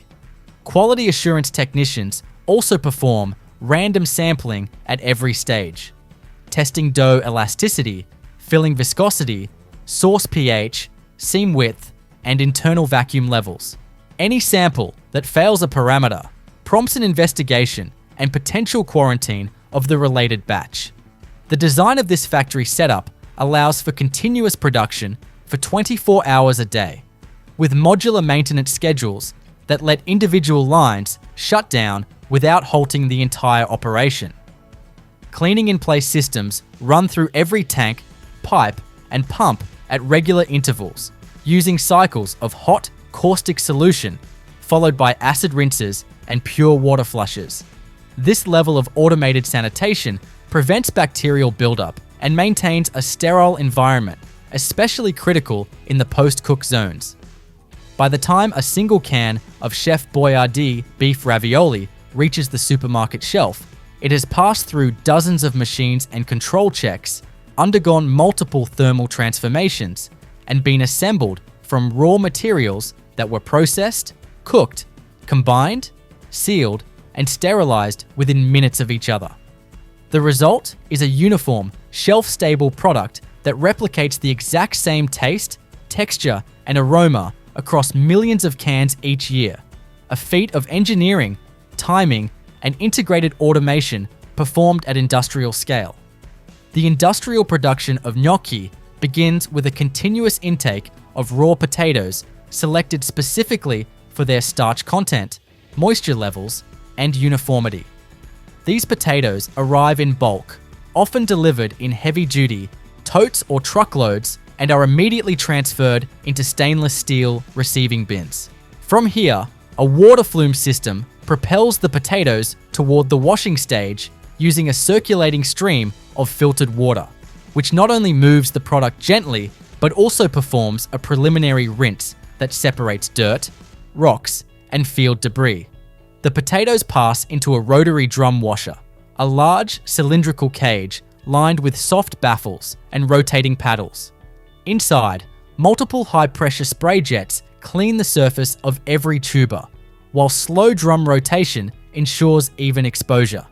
Wastewater is filtered and recycled back into the flume, maintaining efficiency while minimizing fresh water consumption. Once cleaned, the potatoes move onto inclined conveyor belts and pass beneath an optical sorter that detects misshapen or heavily blemished specimens. Air jets eject any defective potatoes instantly. The remaining load proceeds toward the steam peeling chamber, a sealed environment into which high-pressure steam is injected rapidly. This process loosens the skins in seconds without penetrating deeply into the flesh. A sudden pressure drop follows, causing the skins to rupture. As the chamber releases its load, rubber fingers or gentle high-pressure sprayers remove the loosened skin without damaging the underlying structure. The peeled potatoes then travel along a belt for final inspection before cooking. Next, they enter a cooking tunnel equipped with rotary steam ovens or belt-fed boiling sections. These systems are calibrated to cook each potato evenly, using internal probes to track core temperature without overcooking the starch. The cooking time is precisely tuned so the flesh softens just enough for mashing while preserving structural integrity. Cooked potatoes are discharged directly into screw-fed conveyors that deliver them into industrial mashing systems. These mashers force the hot potatoes through perforated plates using rotating paddles, breaking them into a uniform, lump-free mash with consistent density. This mash is transferred into stainless steel hoppers, fitted with agitators to prevent settling while it awaits mixing. Simultaneously, dry ingredients are prepared using a separate set of feeders. Wheat flour, salt, and any dry seasonings are metered in precise ratios using volumetric or gravimetric dispensers, ensuring repeatable consistency across large batches. These dry components meet the hot mash in horizontal ribbon mixers or twin screw extruders, where the dough is developed. If eggs or other binders are used, these are injected through nozzles timed to match the flow rate of the dry and wet components. Dough temperature, torque, and consistency are continuously monitored, allowing automated systems to adjust mixing speed or ingredient dosing in real time. As the dough reaches its final form, it exits into forming lines. These lines are fitted with multi-head extrusion units that shape the dough into cylindrical ropes, which are automatically guided into a cutting module. Guillotine blades or rotary knives slice the ropes into uniform pillow shapes at high speed. Each piece is then transferred onto a vibrating sorting table to prevent clumping and ensure even spacing before shaping. For traditional gnocchi, a patterned drum or stamp roller presses the surface of each dumpling, forming the signature ridges. These ridges aren't just for appearance. They help hold sauces and ensure the texture is consistent during cooking. The raw gnocchi are now ready for par cooking. Depending on the product type, they may enter a steam tunnel, boiling water bath, or continuous blanching system. For fresh gnocchi, a short steam treatment helps gelatinize the starch on the outer layer, setting the shape without fully cooking the interior. In the case of shelf-stable or refrigerated products, boiling is used for more complete cooking. The gnocchi travel through the system on mesh conveyors that allow water to drain or steam to vent. Those that float prematurely, often indicating trapped air or structural failure, are skimmed off and diverted. Finished gnocchi are cooled rapidly with air or chilled water sprays to stop the cooking process immediately. Cooling is followed by drying. Par-cooked gnocchi are passed through air tunnels or oscillating belts with forced, filtered airflow. This surface drying stage ensures the pieces don't stick together in packaging. In some configurations, a fine coating of semolina or rice flour is applied to further reduce surface tackiness. At this stage, the gnocchi are fully formed, partially cooked, and ready for packaging or freezing, depending on the final product category. Fresh gnocchi are directed into multi-head weighing systems that portion exact quantities into pre-formed pouches. These machines calculate the best weight combination from multiple hoppers to ensure precision. Pouches enter a modified atmosphere packaging (MAP) chamber, where the ambient air is replaced with a mix of inert gases like nitrogen and carbon dioxide. This extends shelf life by inhibiting microbial growth and oxidative reactions. Sealing jaws then close each pouch under pressure, forming airtight seals. Pouches exit the MAP system and are immediately inkjet printed with production codes, expiration dates, and batch tracking information. For frozen gnocchi, the cooled pieces bypass MAP and instead travel to the freezing tunnel. This is a long conveyor system housed within an insulated chamber where fans blow extremely cold air across the product. The process is known as IQF, or individual quick freezing, which ensures that each gnocco freezes separately, avoiding clumps. Once frozen solid, the gnocchi are packaged in bulk or consumer-ready bags, sealed, labeled, and sent to deep freeze storage. Regardless of the format, every package goes through a metal detection and X-ray inspection station before final packing. These machines identify any potential contamination from production, like stray metal fragments from worn machine parts, and immediately reject any affected units. Packages that pass inspection proceed to robotic case packers, where arms equipped with vacuum grippers load them into cardboard boxes. The boxes are sealed, barcoded, and sent to automated palletizers that stack them according to optimized loading patterns. Each pallet is stretch wrapped and labeled with a traceable QR code or barcode, then entered into the warehouse management system. The final stage is cold storage and distribution. Refrigerated products are stored at 2 to 5 degrees Celsius, while frozen products are kept at 18 or colder. high-density shelving is managed by ASRS units, automated storage and retrieval systems, that navigate the warehouse floor with programmed efficiency. When an order is placed, the system retrieves the correct pallet, stages it at the loading dock, and synchronizes it with outbound transport logistics. Goods are typically moved in temperature-controlled trucks that maintain strict thermal stability to prevent texture loss or microbial growth during transit. Quality assurance labs operate in parallel with the production floor. Technicians pull random samples from each batch to assess moisture content, cooking time, bite texture, and microbiological safety. These samples are cooked and evaluated for structure, flavor retention, and resistance to disintegration. Texture analyzers apply calibrated pressure to measure chew resistance, while high-resolution cameras measure shape retention after boiling. If a batch fails any parameter, the corresponding lot is flagged in the system and held for further review or disposal. Cleaning and maintenance operations take place in modular shifts. All lines are fitted with cleaning in place (CIP) circuits, automated wash systems that flush tanks, hoses, pumps, and valves with caustic solutions, hot water, and acid rinses. This ensures hygienic conditions even when production is running continuously.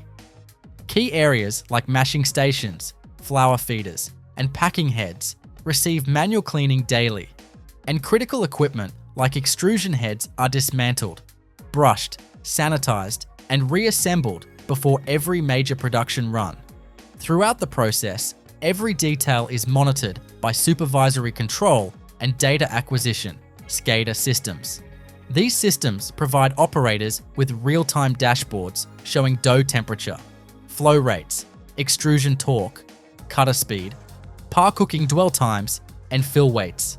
Alerts and automated corrections ensure that even minute deviations are caught and resolved without interrupting production.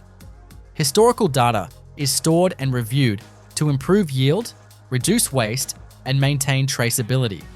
From field harvested potato to the final sealed pouch or frozen bag, gnocchi production at factory scale is a precisely tuned sequence of heat, pressure, shaping, and preservation, all balanced to protect the soft, pillowy character that defines this classic product. What begins as humble starch and flour becomes thousands of identical dumplings per hour, delivered with perfect form, flavor, and shelf stability.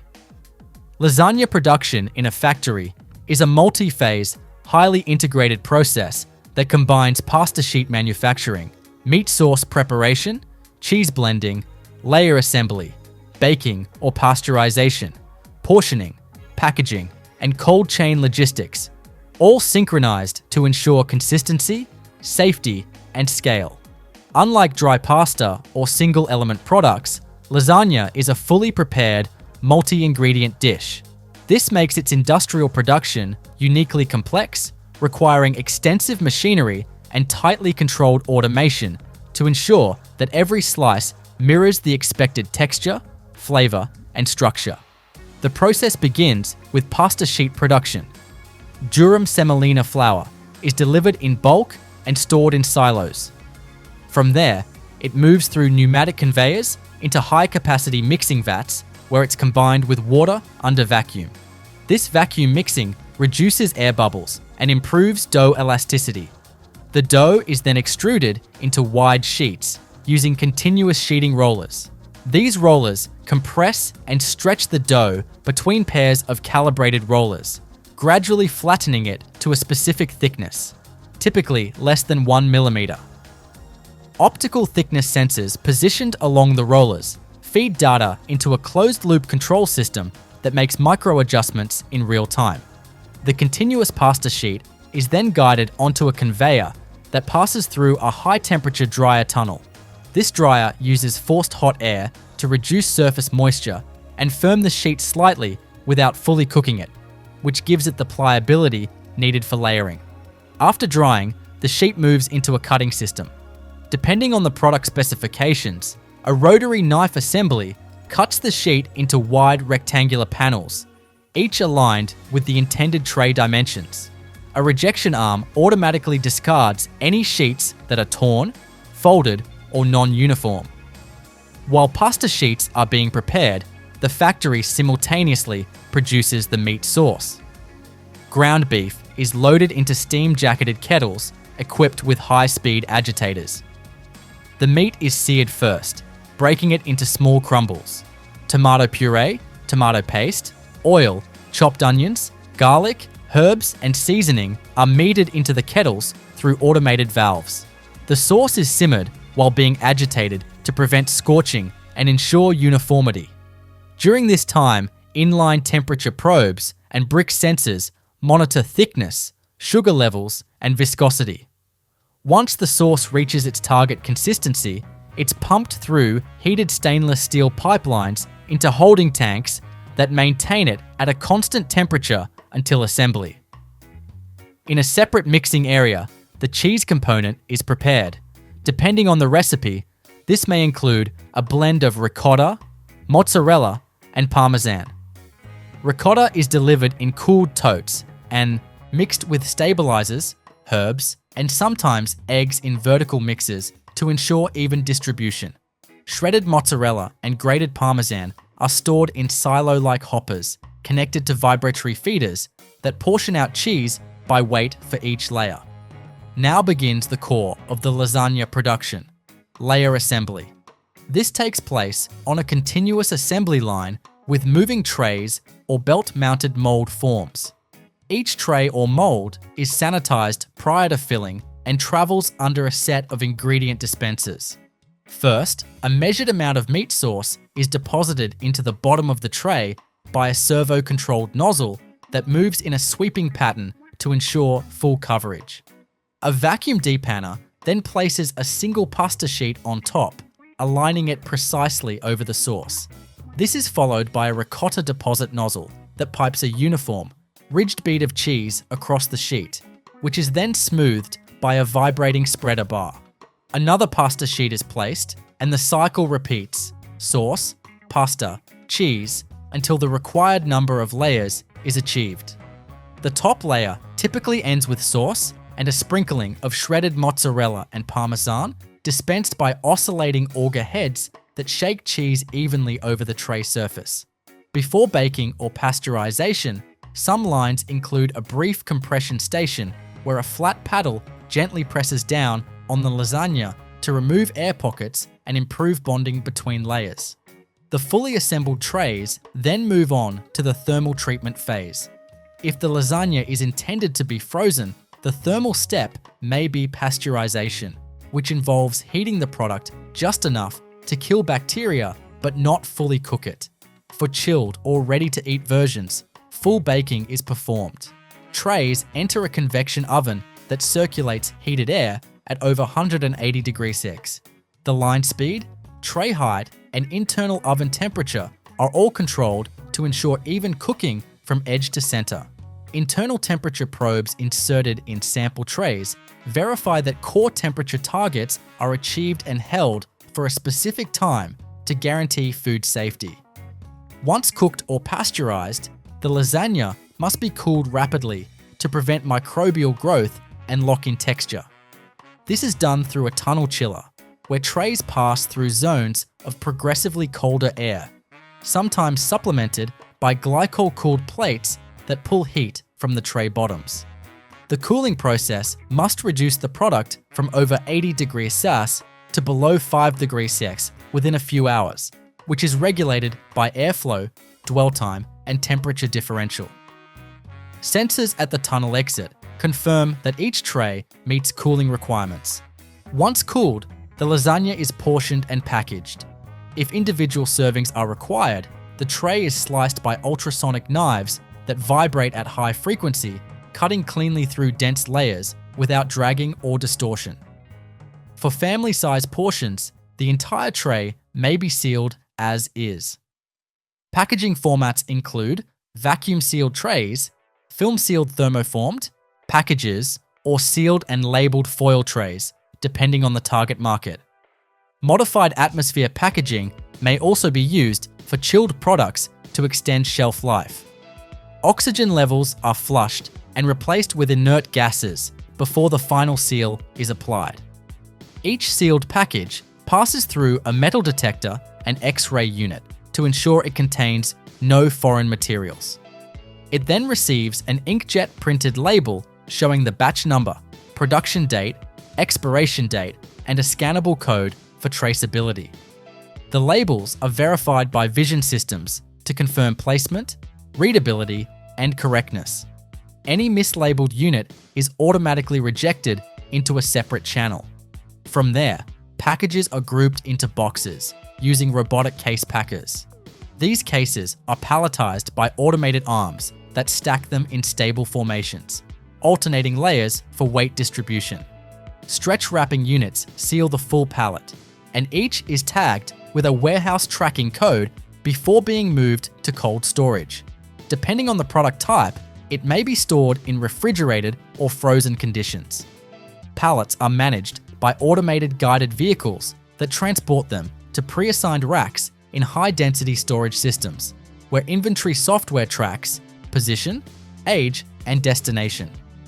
Throughout this process, the factory uses a SCADA, supervisory control, and data acquisition system to monitor every critical variable. Dough hydration levels, pasta sheet thickness, sauce viscosity, cooking times, and packaging seal integrity are all tracked in real time. Historical data is stored and analyzed to identify patterns, correct deviations, and optimize throughput. If any parameter falls outside the designated range, alarms are triggered, and the system automatically isolates affected batches for inspection. Cleaning and sanitization cycles are embedded throughout the plant. Clean-in-place systems run through the pasta extruders, sauce kettles, and piping lines at scheduled intervals. Belts, mixers, and conveyors are cleaned using automated foamers and high-pressure rinsers between production runs, often overnight. This ensures the plant can shift from producing meat lasagna to vegetarian or gluten-free variants without cross-contamination. Every few hours, quality assurance teams perform manual inspections of randomly selected trays, assessing factors such as layer adhesion, ingredient distribution, flavor profile, pH level, and slice integrity. Cooking tests are conducted to see how the product behaves in a domestic oven or microwave, ensuring the consumer experience matches factory standards. The entire process, from flour and raw meat to finished boxed lasagna, is designed for speed, consistency, and hygiene. Trays of lasagna move continuously through a loop of automation, blending traditional culinary elements with industrial engineering. The meat must be savory but not greasy. The pasta should remain tender after reheating without breaking apart. The cheese should melt and set without seeping or becoming rubbery. Each of these qualities is maintained not through guesswork but through precise mechanical control over every movement, temperature change, and ingredient ratio.